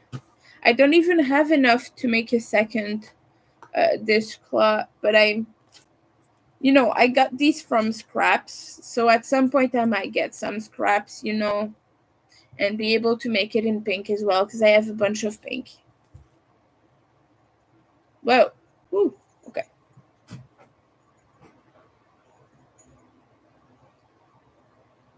But But this is a fun and easy project, and at the end, you have a rag sort of to use for your dishes or something.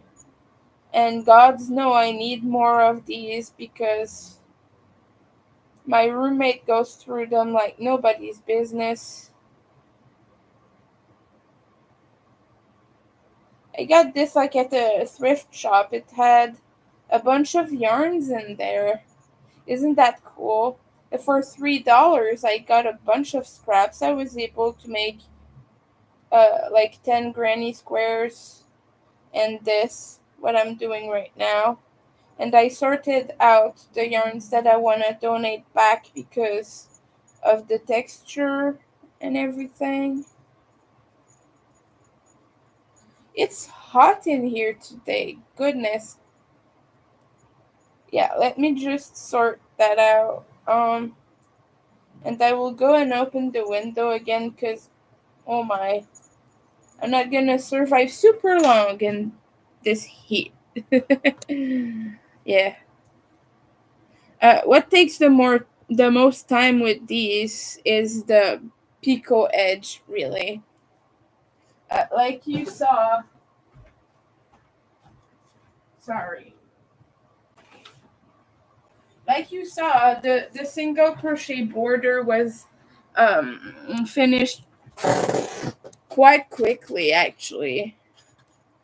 But now you gotta like do your 3 chains and everything. It's a little bit more time consuming, and getting back into your stitches, especially since this yarn is very splitty. You know, the little strands, they don't want to stay together, so it makes it a little bit harder. I used to make fancy washcloths, believe it or not, but I realized that it hurt my hands, so I've not made any in a while. I still have a few of my designs I've not made yet, like Halloween ones and witchy ones. But whatever you do, you can always use thicker cotton for the fancy ones and turn them into rags. They're just gonna be rags with holes with pretty designs, but they're still gonna be quite sturdy. But this one doesn't have any, it's just a cleaning rag with them. It looks quite open, but it's still gonna do the job. Just that I could have used a smaller hook, but I did not.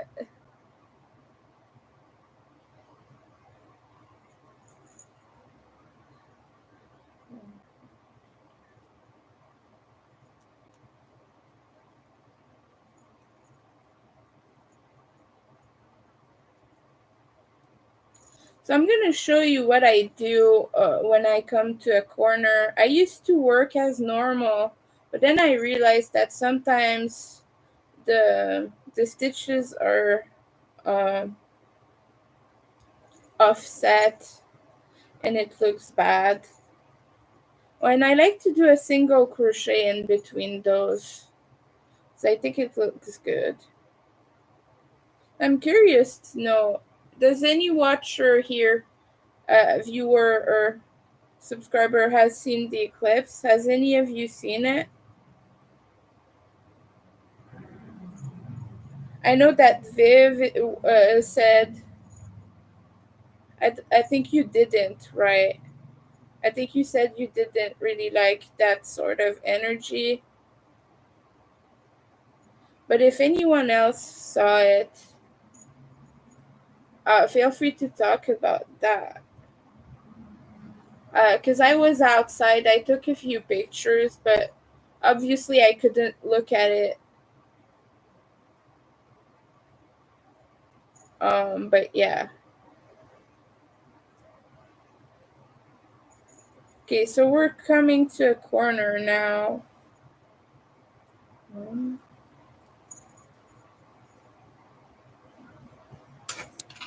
Oh, you didn't have totality. Yeah, I didn't either.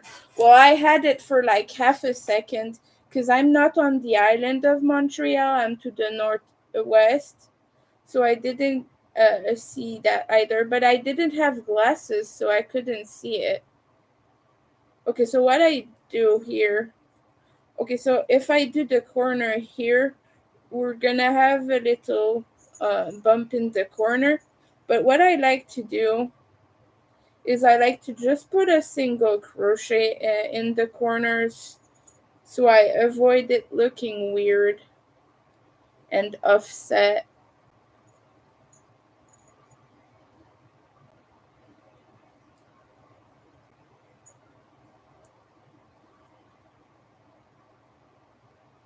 Like this.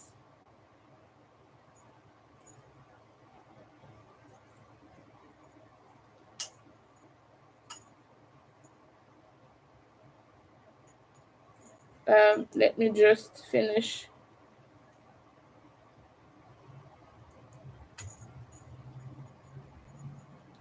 So this one, yeah. See, the corner here, instead of offsetting, will just be straight.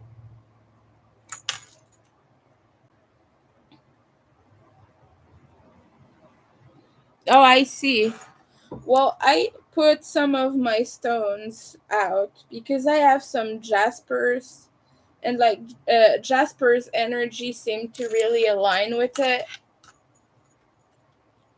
But when I was outside, it got very ominous and eerie, sort of, while it was getting progressively darker. But then, as the eclipse set in and we were almost in the complete dark, there was such a sense of calmness, kind of just serenity, and that was a nice thing. It felt really calming. But when it was just coming on, it was like impending doom, sort of. I don't know how to explain it. It's a very a special kind of feeling. But yeah, I put my jaspers and my black obsidian out. You have to be careful though, because leaving jaspers in the sun too long can affect them. But it was just for a little short moment, so I didn't have any problem with that. I just left them for a while I was outside.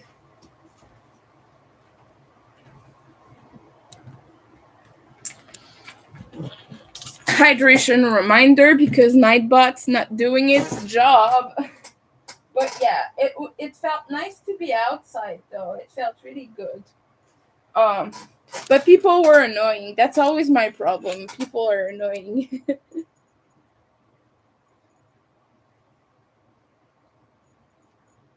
Like there was a mom yelling at her kids to look at the eclipse instead of playing. She was like, "It's starting. Stop playing now." And I was just like, "Yeah, your kid's not interested. Your kid just wants to play, you know." And I get it. Like they're not gonna see an eclipse as well as now in a good number of years. But also, they're kids. They're not gonna remember that. They're not gonna remember, oh, I saw an eclipse I didn't care about. Wow, what a beautiful memory. No, when you recall a memory that you didn't enjoy, you're not enjoying it as you're recalling it as an adult. Most of the time, anyway, because you remember the feeling you had at the moment you had it. So it's like parents are always trying to make their kids feel something just because as adults they think they will enjoy it, even if they don't now. But all the things my parents did that with, I still don't enjoy remembering it because it's something I might enjoy now as an adult. But I still, when I recall those memories, I still feel the way I felt then, because your sensory memory, your emotional memory is very strong. So bad experiences are still bad in your system, you know. I don't know how to explain this, but yeah, it's tricky to explain. But it was just funny to me because the kids just they were like playing. I don't remember what they were doing. They have a little park at home, sort of um with big structures and everything, and they were playing in that.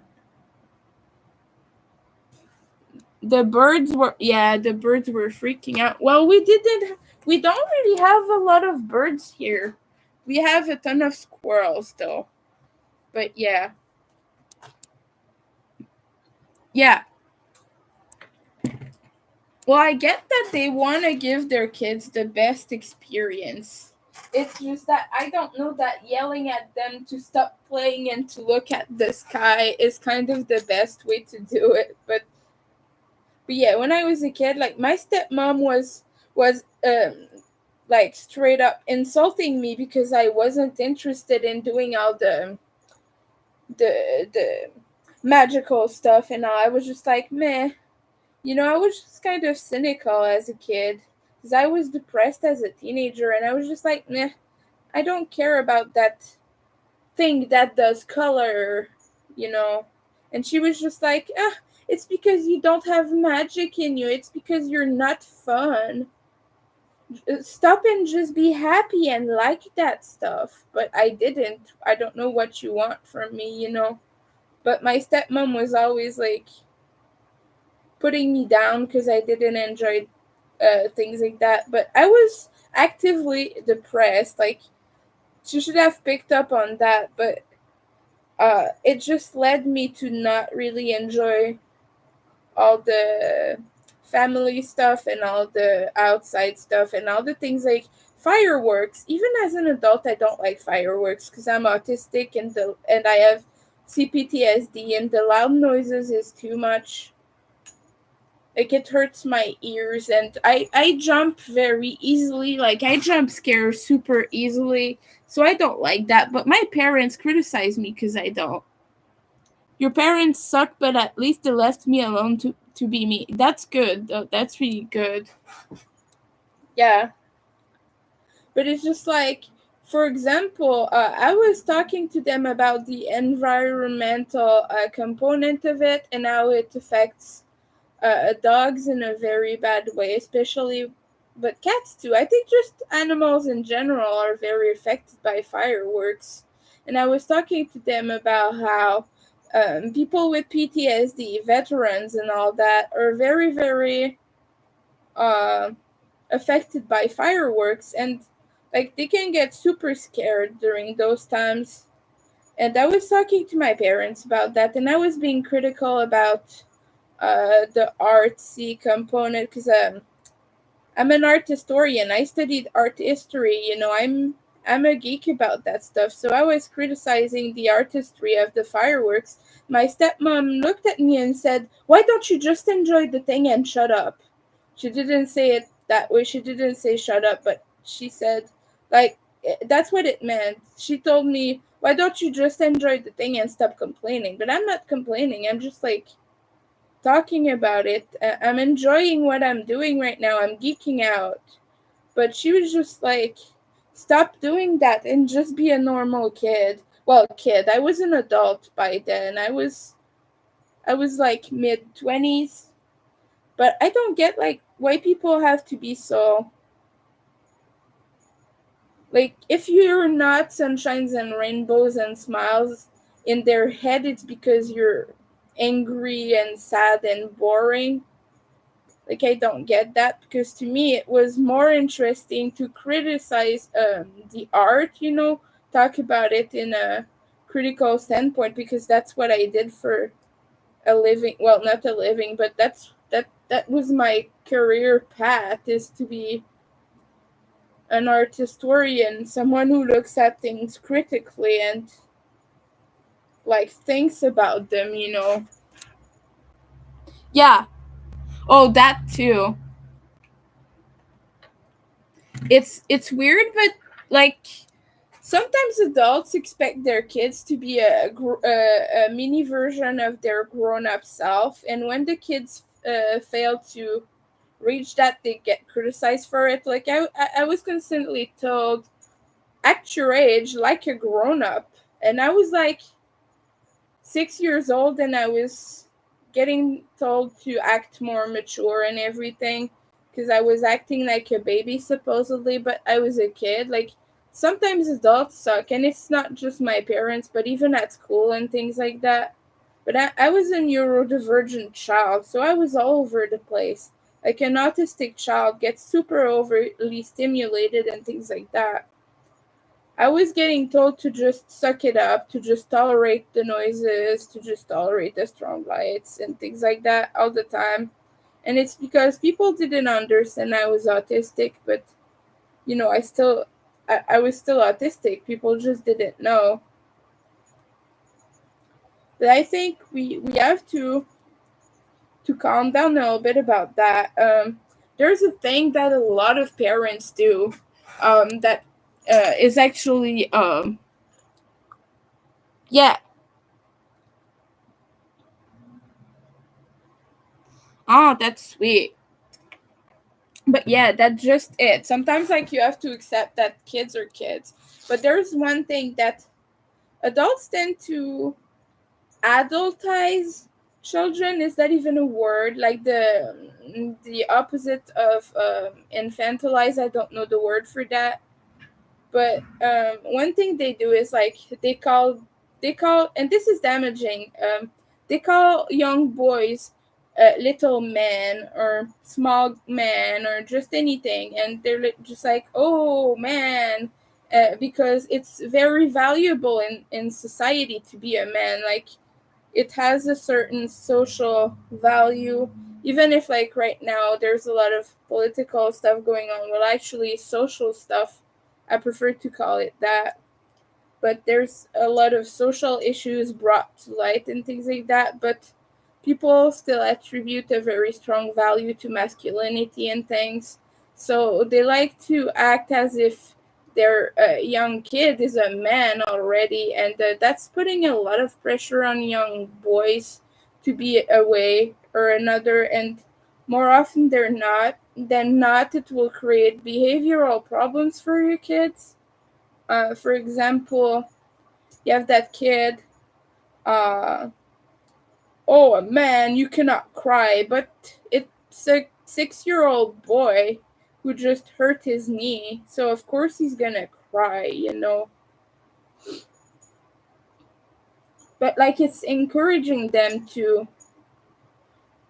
like dull out their emotions sort of, and to not act their actual age, like just a child playing and discovering the world, but to rather adopt this very toxic attitude.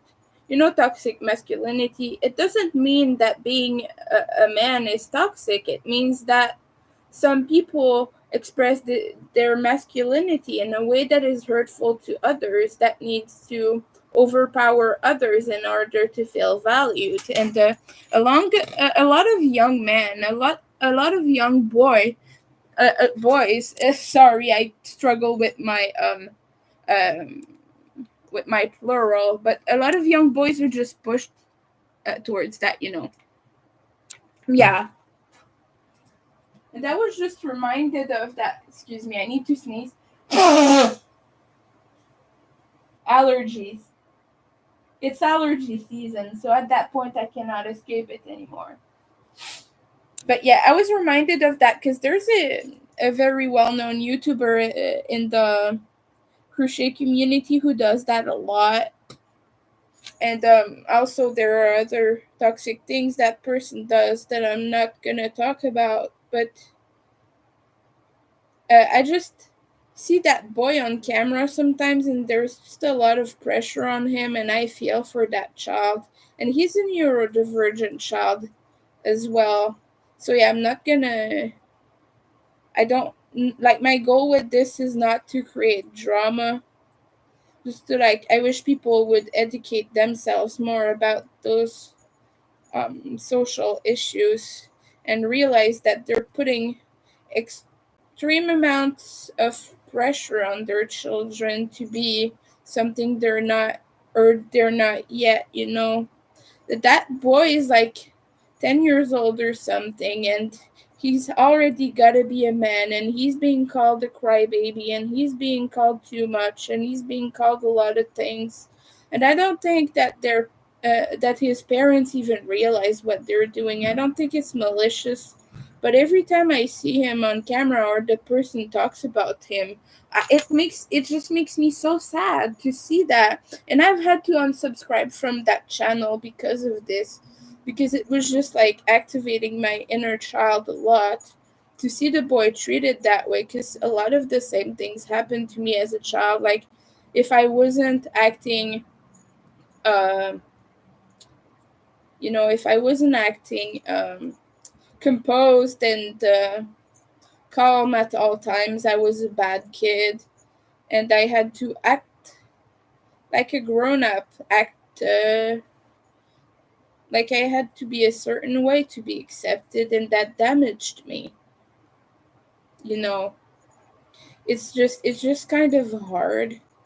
But yeah, I just wish people, like, there was an ADHD kid in the metro the other day, maybe like a week or two ago, and I was just going back home, and there was this kid running around, and he was just blowing off some steam because he had to be in was standing in one place for a very long amount of time while he and his parents were waiting to get back home. So of course he had to run and things, and people would just like kind of stare. His parents were very chill. They were among the good parents who don't really put too much on their kids, but people would just stare and just roll their eyes, and they were like, annoying kid. And I was just like, I remember what it's like to be a neurodivergent child. And I understand why that kid needed to run, because I would have needed to run the F away. I would have needed to be anywhere other than there for sure. Because the guy was just getting overly stimulated. He was just very energetic, and he needed to go and run, and that's how he was able to do the whole ride. But some parents would just yell at you until you calm down, and that's what my father did. Like, he would just scream at me in public until I shut down and I stopped doing anything. But yeah, I love that some parents are seemingly aware of this issue and they don't try to push anything on their children. And I'm very grateful that people are starting to understand. But yeah, this young boy he was going crazy in the metro, and it was wholesome to see. And it was rush hour, kind of, where the traffic was kind of intense. So it was very crowded in there. So, of course, a lot of people were in the way of that boy's play, which I understand can be annoying for people, but at the same time, I'm just glad that kid had the space to do that and not be too judged. Well, a few people looked, but at the same time, like, no one said anything. And I was happy they didn't. I was ready to defend that kid. I would have yelled if anyone said anything. And there was an autistic woman who came into the metro not too long before, just like about the same time as them. She was not related or anything. It was just someone else who was there, and she was walking kind of with difficulty because she had some kind of other disability, a movement disability, and people were staring and shaking their heads. and all. And someone even tried to commiserate with me, looked at me and was like, ah. And you know what I did? You know how I responded to that? I started stimming, I started rocking, and that's what I did. That's how I replied to that nasty person who was trying to commiserate with me and like gave me a look to say, ah, that crazy person. That's what I did. I don't stand for ableism anymore at all. I will not let that slide. So that's what I did. I just started rocking. And I was like, yeah, I'm autistic too. You better not do that, you know? It's better to just leave people be. But she seemed fine. I saw her exit the metro and she seemed okay. So I wasn't too concerned. I was just like looking over her, like to make sure no one was bothering her. I do that now because I know how tough it is, you know. But yeah, that's how I respond to ableism now. I just stim more than the person people are mocking. 'Cause I don't understand why you mock a person who's just moving through space in a way that you're not comfortable with. Like if they're fully clothed in public, you don't have a word to say. Like what the person does with their body, it's not yours to decide. As long as it doesn't harm anyone, like I said, and this woman wasn't hurting anyone. She was just trying to get by and get a seat and then get out of the metro and go back. But I saw her and I was just like, hey, I see you and I know this is hard to show yourself in public when people insult you all the time. People just don't mind their freaking business, right? They're just mean in public. Ugh. I was talking about that. Oh, yeah, I was posting on Facebook about this earlier, but I deleted my post because I know a lot of people are kind of like not understanding of that.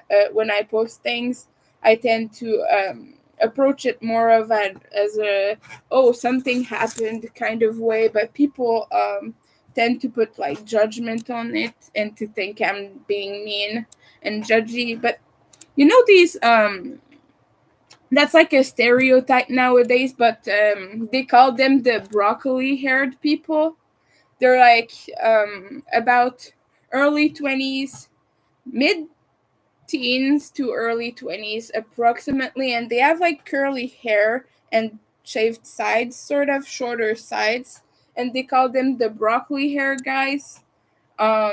And it's often not just the haircut that they call that way, but it comes with the attitude as well. And it's kind of that stereotype about that young person who doesn't care and does whatever in public. Well, I was, yeah, I was going uh to Michael's to get some yarn because obviously that's what one does. And there was one of these guys, and he was smoking weed inside the wagon in the metro, and nobody bothered him. Nobody looked at him. No one seemed fazed by that, and it was just a funny thing because he was just there, living and not really bothering anyone other than the smell. And no one said anything, but 5 seconds after he left, the driver put the announcement on for no smoking inside. Oh, you made the broccoli, bro. That's funny. But it was just funny because 5 seconds after he left, they put the announcement, no smoking inside. And I was just like, too late, dude. Your smoking person is already gone. They're not hearing you anymore. But it's funny to me that they waited until he left to do that. Because like the driver sees what's going on inside the wagons. Um and like he clicks on a button and then it puts on certain announcements, and he can also do vocal announcement Well, it was a guy that time, but they can also do vocal announcements themselves if they need to. But yeah, they put it on right after he left, and I was just like, yeah, you're a little bit late. Like the guy was there for almost half an hour smoking his weed, and you didn't put any announcement then. So that's kind of just, it was just kind of funny to me, you know. Yeah, he wasn't supposed, and he knew that, but it was just funny that that the that the person waited until he left. Oh, and I saw him when I later on when I exited to go to take the bus and everything. I saw him and he was still trying to smoke in a corner of the station.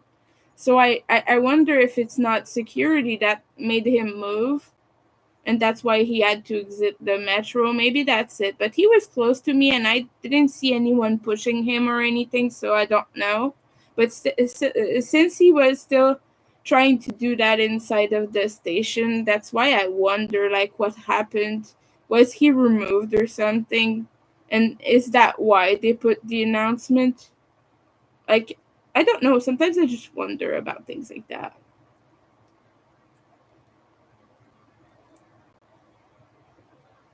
But it was just kind of funny to me, just the attitude of not even realizing there's other people around, kind of.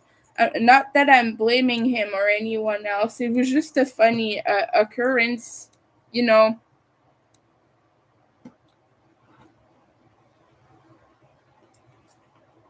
Yeah, that's, yeah. Well, he wasn't smoking for the full 30 minutes, but um for a while he just had his joint in his mouth, not doing anything, but after a while there was some smoke coming out of there, so I figure he probably lit up and started smoking halfway, like, through the metro ride.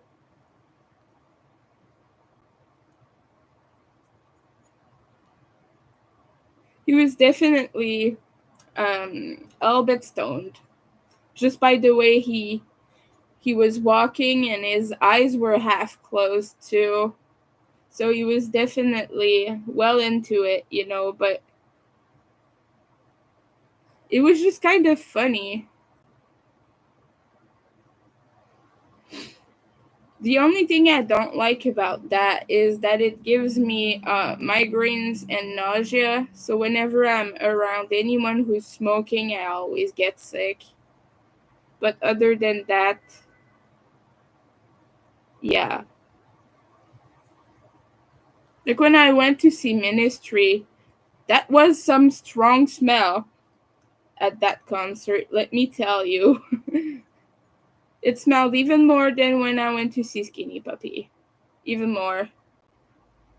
And you know, at Skinny Puppy, everyone except me was stoned. Everyone. It's almost as if they distributed some at the entry or something. I don't know. I'm just joking, but and when I say everyone, I mean everyone, especially the band, you know. But it was just kind of surreal. But at Ministry, that was some strong smell. I don't know if it's because I was closer to the people smoking. Probably, actually, because both times I was at the front, but sometimes, like, the crowd is dispersed in a different manner, and I was more to the side this time than I was last time. But Ministry was good. Want to see Ministry again if they do another final tour before quitting, because they're doing their last album, and they're bringing back Paul Barker. By the way, Paul is gonna be with them. Paul is awesome. I've seen Paul 3 times, and he's amazing.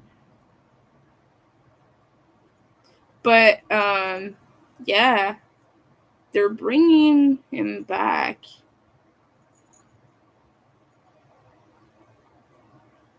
And if they tour again with him, I'm gonna see. I'm gonna go see him because I want to see Paul Barker. No, I want to see Al too. Al is pretty cool. He's funny.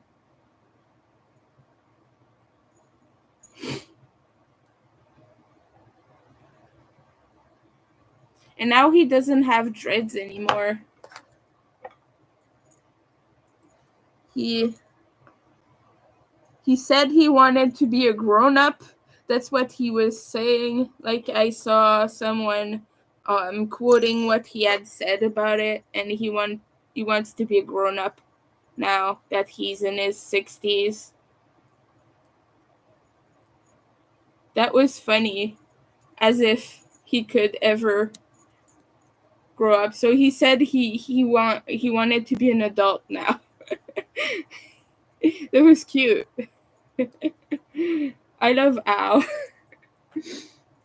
He had a very good energy when I saw him, much more so than most singers. A lot of singers are get really like not in a bad way, but they get really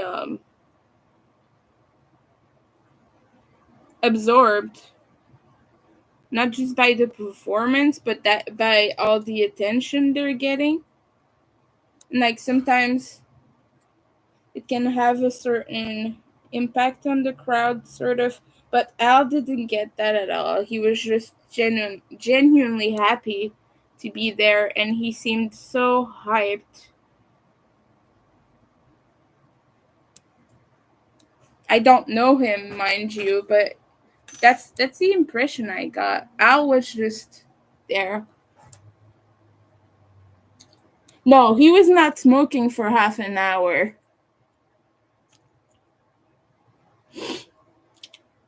Lost in the corner when he got out of the train. Oh, me too. Vaping is like one of the worst things. I cannot handle that. The smell is just and the vapors are Yeah, it's crazy, right? Yeah, I had to wash my shirt, my own what I was wearing. I had to wash it too. I had to wash everything.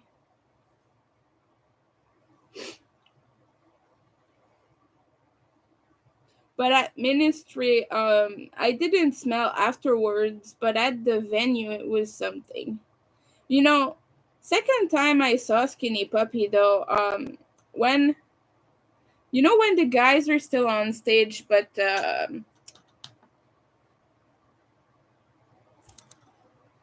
no, not when the guys are still on stage, but like just before they come back for the encore.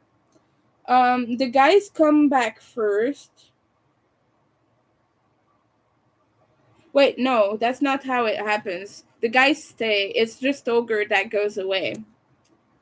But yeah, Ogre, when he came back, he smelled quite strongly in Calgary. And not even Kevin smelled. And you know that Kevin is the biggest weed smoker of the band. Like they all do, obviously, but mostly when you smell a weed smell at Skinny Puppy show, you know it's Kevin usually, but like Ogre smelled very strong, and I know because I was front and center, so I knew.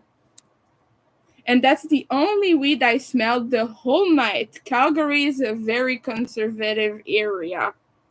It is a very conservative area. Um, I didn't smell anything at that concert other than that moment specifically. And it was crazy to me because at concerts, even like at like goth shows, you always have some smells.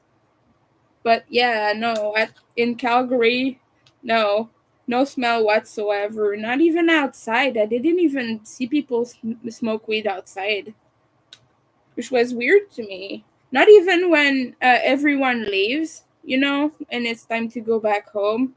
Not even then.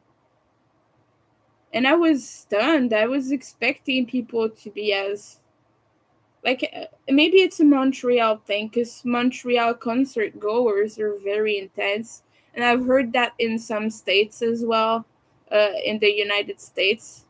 But some Canadian cities are quite conservative and like Calgary, but Alberta in general is a little bit more conservative. You did go to a Run the Jewels show. It was crazy too.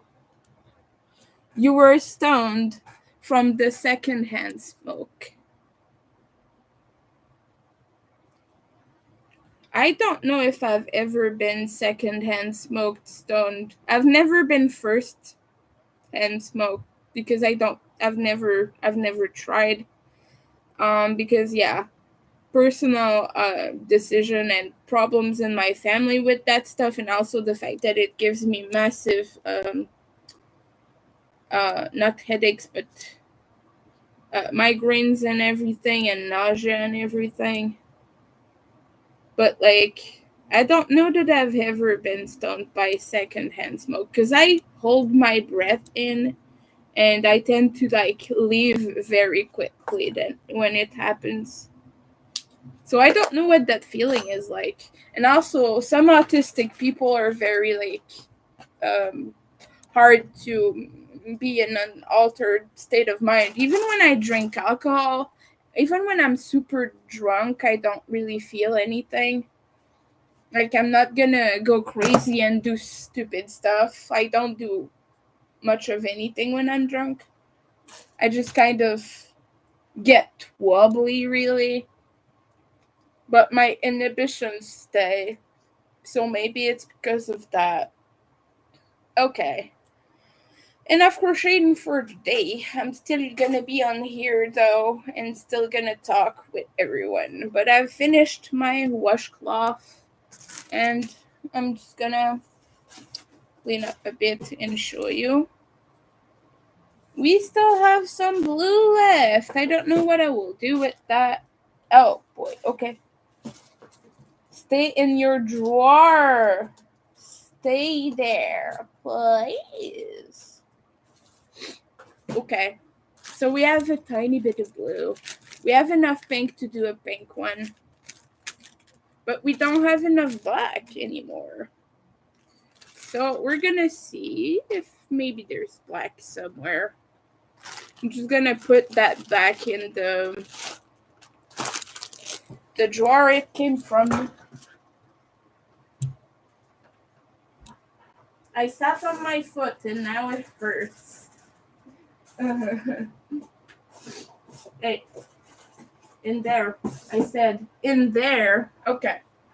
Let's show you. So this is the finished product. And this is heavy duty. Like if I touch it, it's really like stiff. So this is going to be good. They might be giants. Were the biggest stoner concerts you've been to. You're from Atlanta. You tear shit up and go hard. Well, in Montreal, the thing that is like the most prominent about it is a bunch of folks trying to get first row, so they push you away if you're in the front. Like they will actively try to take you away from your spot. So that's the biggest thing. You have to hold on to the rail very firmly. But yeah, this is a good one. And I'm gonna put it in the kitchen so I don't forget.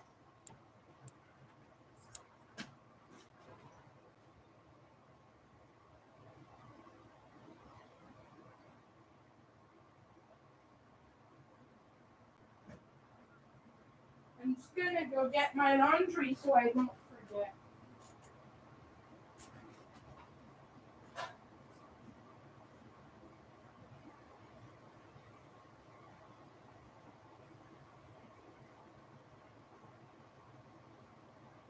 Okay.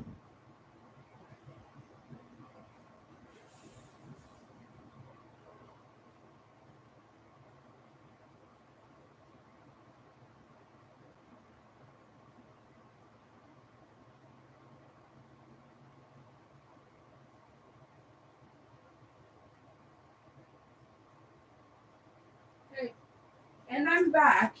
I'm just gonna put all of that away.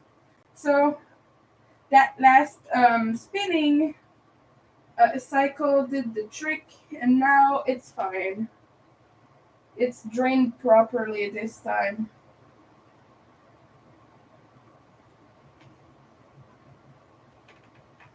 So yeah, I just gotta put this here. I have a skirt and some shirt. No, that's another skirt. Okay. Two skirts then. Okay. Still have one more spot to do laundry, but we're gonna wait and we're gonna. Oh, Nightbot has decided to wake up. Thank you, Nightbot, for the kind reminder. That's nice. Yeah, I'm not doing so well with money right now. So if you want to check out my stuff, I would really appreciate it, dear viewers. Just put my things back. I'll be right back.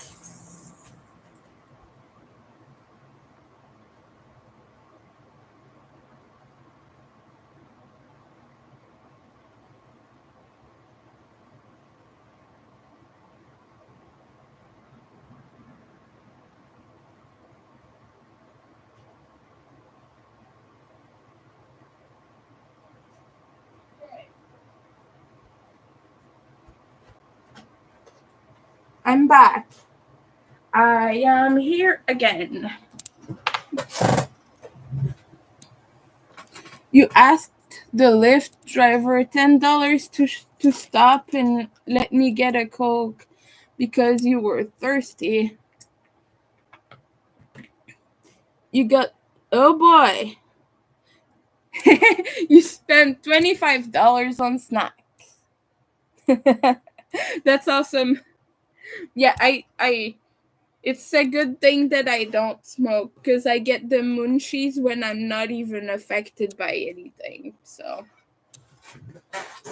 I'm the kind of person, if I need a snack, I will just eat the whole country. Like I will become a super villain and I will eat the whole country. I will just eat everything on my path. And also I'm getting hungry, so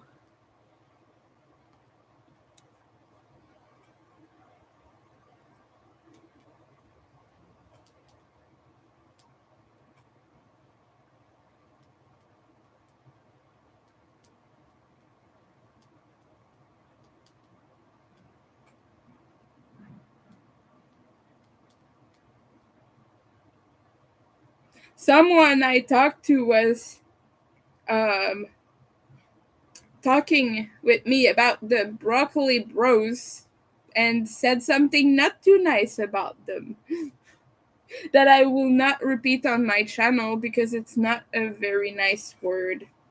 It's kind of along the lines of a slur, so I will not repeat that. But yeah, it seems that these poor broccoli folks have a lot of hate towards them.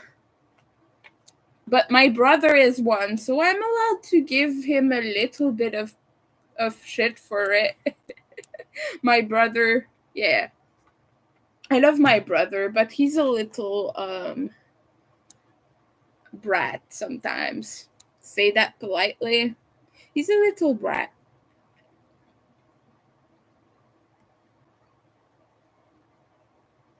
And he's 18 now. He turned 18 in November. So he's a brat that is of age. But I still love him.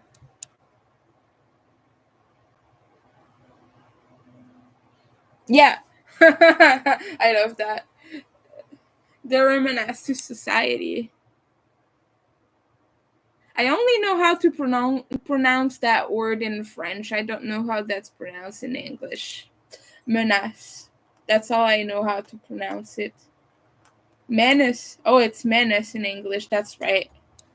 Yeah, I prefer pronouncing it in French for some reason. Yeah, my brother is a menace. He for sure is. You know, there's like this stereotype that if you're a goth, you don't walk in front of broccoli bros because you're gonna get some shit. Like you're gonna get insulted or something. And like it's true. Every time I go by, they're always like looking in a way that indicates there's something connecting, and they're like finding words or something, and they will whisper to each other kind of. But I don't really go out with makeup and stuff anymore, so I've not seen that happen much. But yeah, sometimes like if I go out to a concert or something and I run into some of them, that just like happens.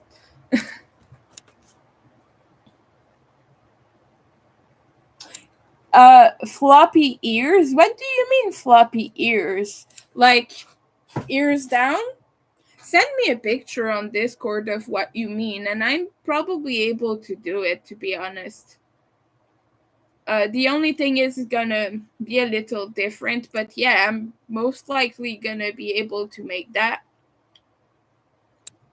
Yeah, just like send me a picture of what you mean, just so I'm able to replicate it.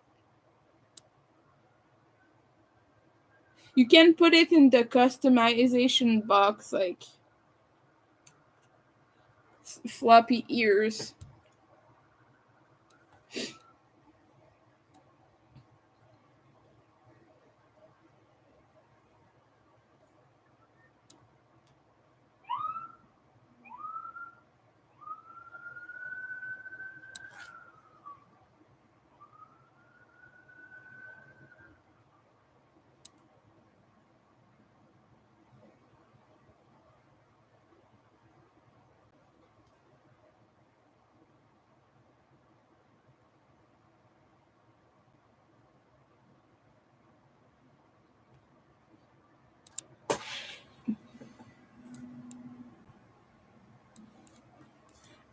But yeah, just like if you find something that looks like it, let me Google actually.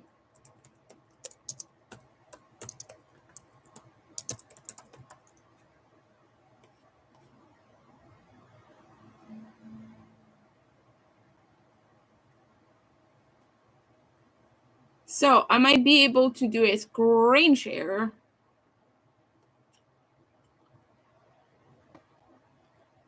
Okay, so it might take you a while to connect. Sometimes YouTube takes a moment.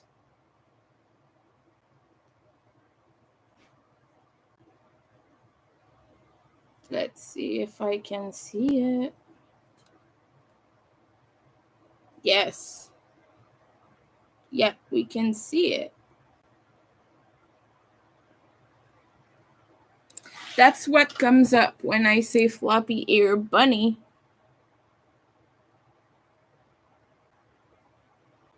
So do you mean like to the side? Like this floppy?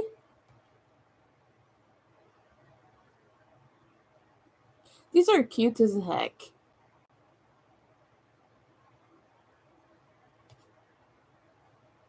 Oh my goodness, these are adorable.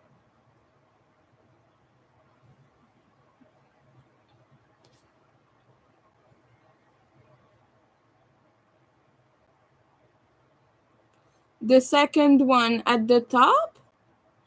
Like that one? Or one in particular?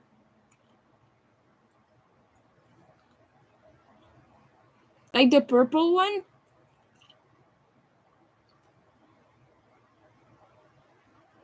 Yeah, okay. Yeah. Yeah, that's definitely possible. So it would just have flipped ears. Yeah, that's definitely possible.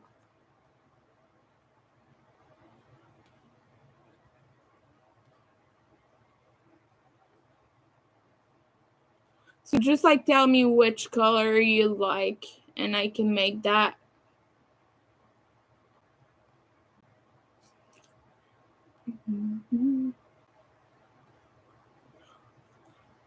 And also, would you want me to make the rest of the bunny like I usually make them, or a completely different thing?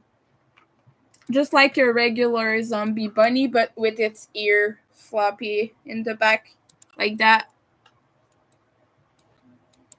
Like, mm, wait. Rabbit.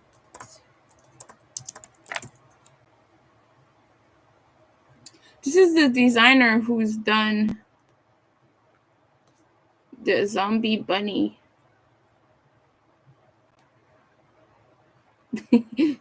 This is the actual thing.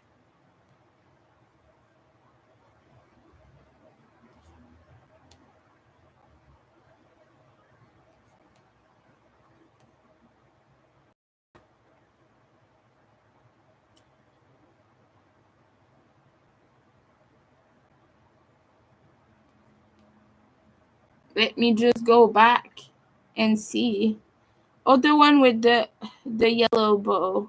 Yeah, I see it. Yeah. Yeah, I can totally do that.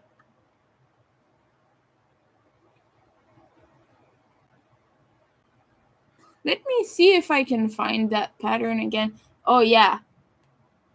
Look at that one. Let me this tab. Look at that sad bunny. That's a cute.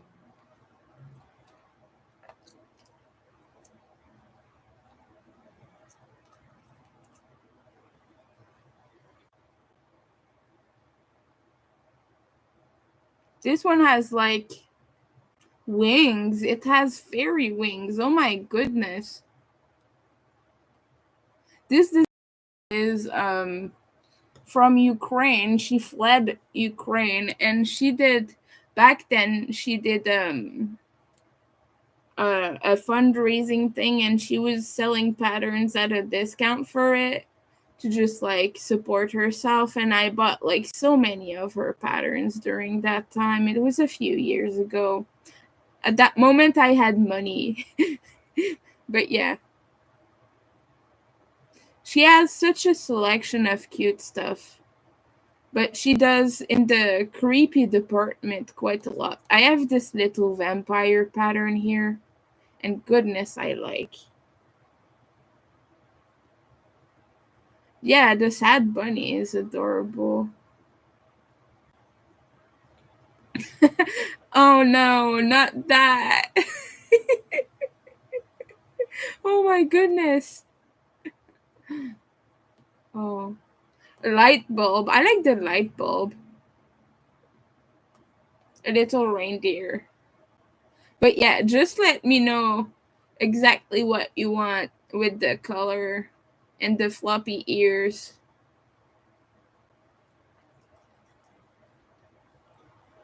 I believe even you can even go directly on my listing on Etsy and type that in the box. I believe that's possible. Let me try and do it and see if it works.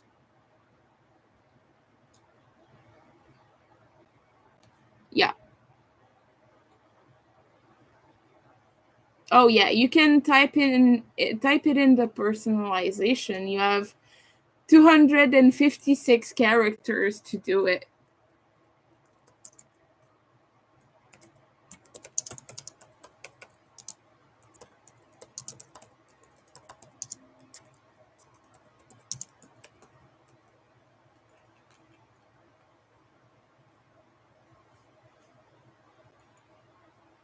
But it would be my pleasure to do so.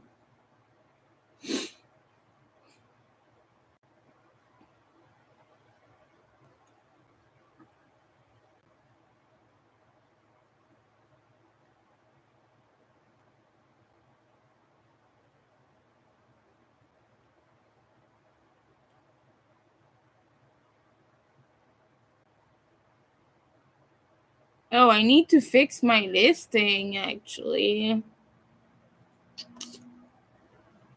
I forgot one very important option. We're gonna do that. I forgot to add custom option.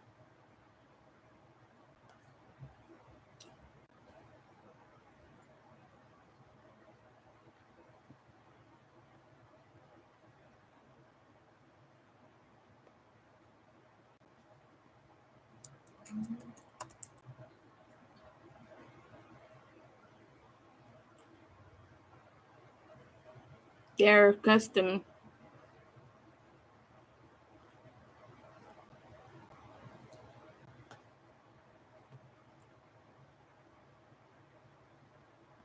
There.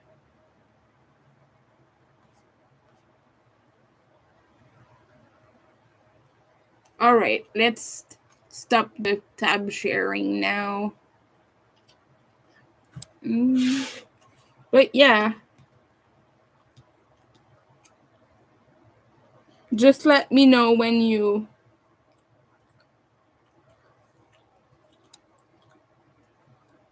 just let me know the details and I will cook something up. A bunny. No, I won't cook the bunny, I promise. Because otherwise it's gonna melt. Someone just put a thing on Facebook and it says marked safe from the rapture. It's all over Facebook, people talking about that.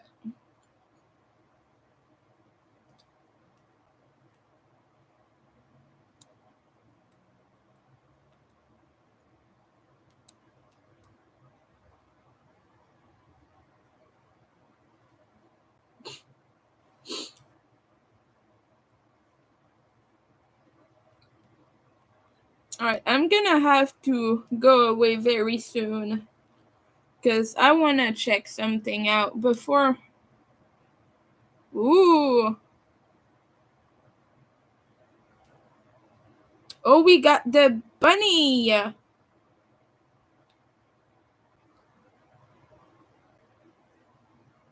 Oh, that's very precise. So that's gonna work super well.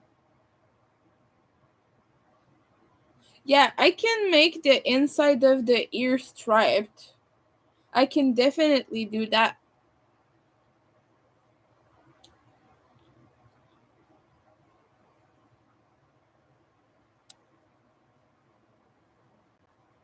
No, it doesn't need extra cash to do stripes. It's gonna be quite easy to do it, actually. I can make like just a patch and sew it inside, and that will work. Or I could just change colors. It's a pretty easy technique, so it doesn't require much more work. It's gonna be very cute.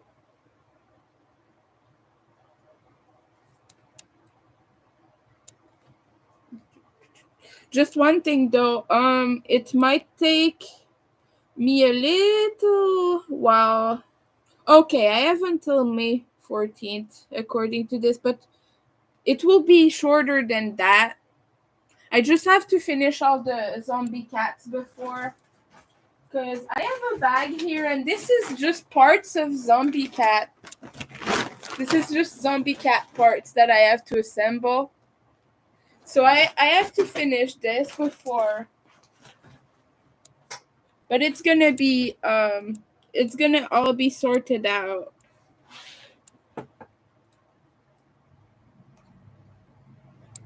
I have hiccups again. Yippee! And let's see.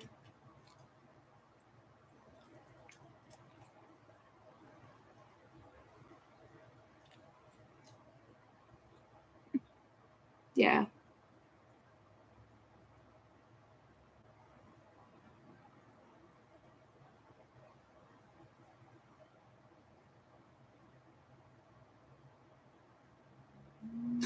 It paid my monthly amount due for Etsy. It paid my sale. It paid my my like bill for the month. That's what it did. Etsy is ridiculous, but by how much money they take out of orders. So on all of that, just so you know how ridiculous Etsy is, the whole transaction was 49 point 13 Canadian dollars. And out of that, they took, let me like calculate all that.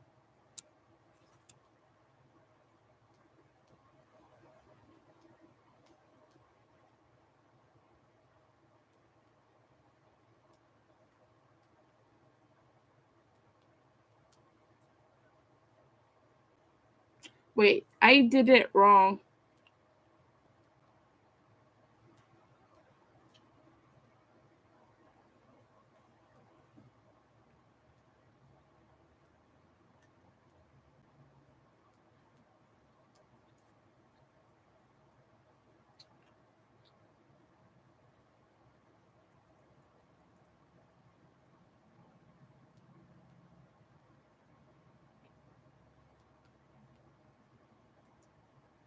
So they took almost $10 out of that.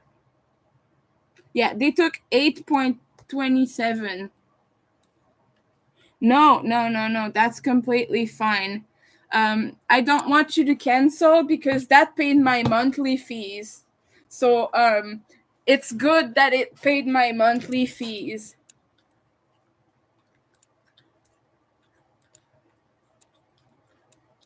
But yeah, Etsy is ridiculous. But at the same time, having more sales on the website shows my things to more people. So it's actually helpful, even if the website itself sucks. I'm just mad at Etsy more than anything, really.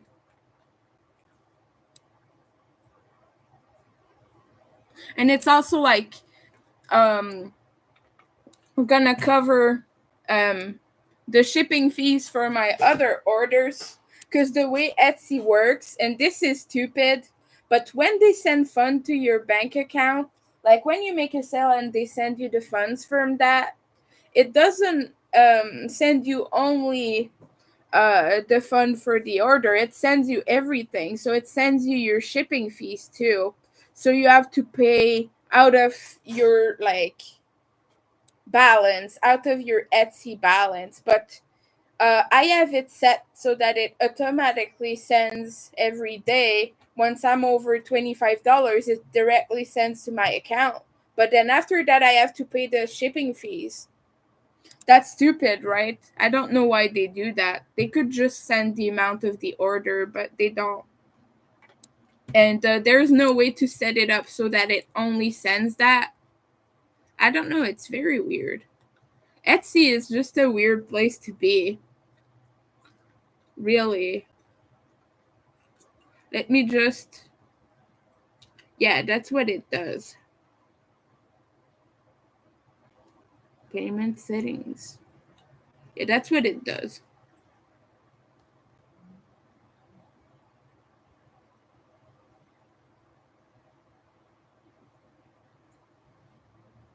And now I have a headache.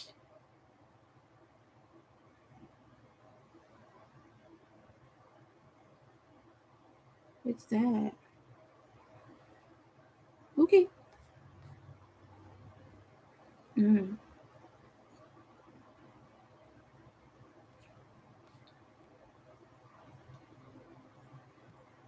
Starting to have a lot of messages.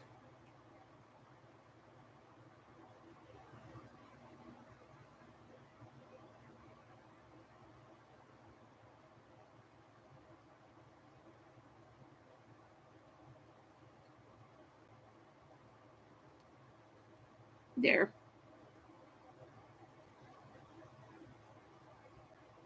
Oh. Yeah, it has gotten so weird.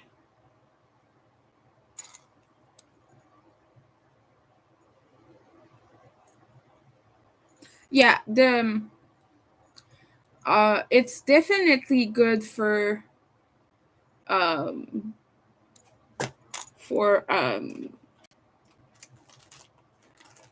What's the name of that again? Digital files. Yeah, it's good for digital files. And it does all the things automatically for you as a seller, so it's easier than having an actual online shop. Because I don't have to set up everything, Etsy does that for me. It sets up the tax and everything. It sends the taxes directly to the government. And I don't have to do that. I just have to do my own personal taxes, but I don't have to send money to the government on that on my behalf. Like Etsy just collects it automatically, so that's good. But yeah, it's like evil and good all at once, you know. The only thing is the fee they take is quite higher than most platforms, and also the drop shipping on there is really a problem. Everything you see on Etsy is that, like, and they punish sellers for not being super perfect and not having a big business. You know, they keep sending me pop-ups about working 7 days a week instead of 5. They want me to add weekend days to my shipping days, and I can't even do that because the post office is closed all weekend. It's always closed in Canada. It closes at Friday at 5. Friday at 5 it all closes. I could use like Pure Later, or I could use DHL or something like that, but like Canada Post is right there, 2 minutes away, and I just have to walk and it's there. So that's what I use because it's convenient for me as a disabled person. But I don't want to work 7 days a week. Like, I already crochet 7 days a week. That would just stress me out more because, yeah, like I said, I can't even drop the things on that day anyway. It's just weird, really, isn't it? Yeah, taxes are a pain for sure.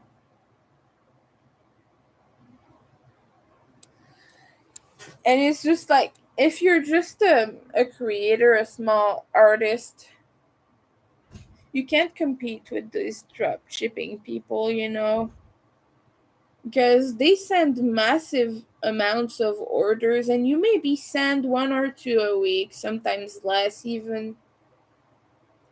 And it's just like hard to compete with that because they get rewarded for their hard work and you get punished because you don't send enough stuff, you're not quick enough. They can just like, they some of them have employees doing that for them, and I'm not at that level. I don't have someone going to the post office for me. I do everything myself. I wrap everything. I arrange everything. I do like SEO and everything. I do everything myself. Now there is, yeah, the AI is a mess. Yes, it is. A book of shadow pages that were AI. Oh my goodness, seriously. That's messed up. Like, if anything shouldn't be AI, it's that. Oh my goodness.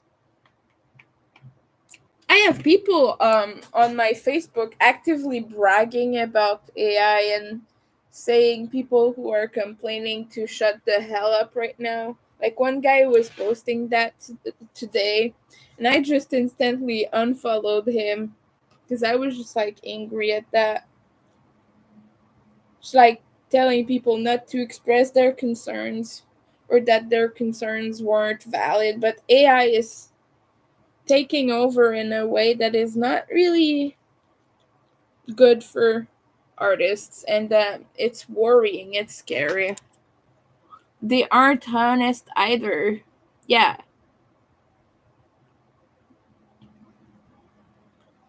yeah, exactly. I feel the same. Just kind of like, I'll pay the price I have to pay to get art. Well, right now I'm poor anyway, so I don't buy art, but you know what I mean. But like something that is just that was done by typing 3 words into a page. I don't want to pay for that. I could do that myself. And even like, I know you have to be good at prompts and writing the right stuff in it and blah, blah, blah. But I don't know. I'm just not a fan. I don't like AI, and nobody's gonna make me like it. They put that on Facebook too. They have AI on Facebook now. And you can write entire posts. You can write your post yourself and now have AI reword everything. And that's just like, wow.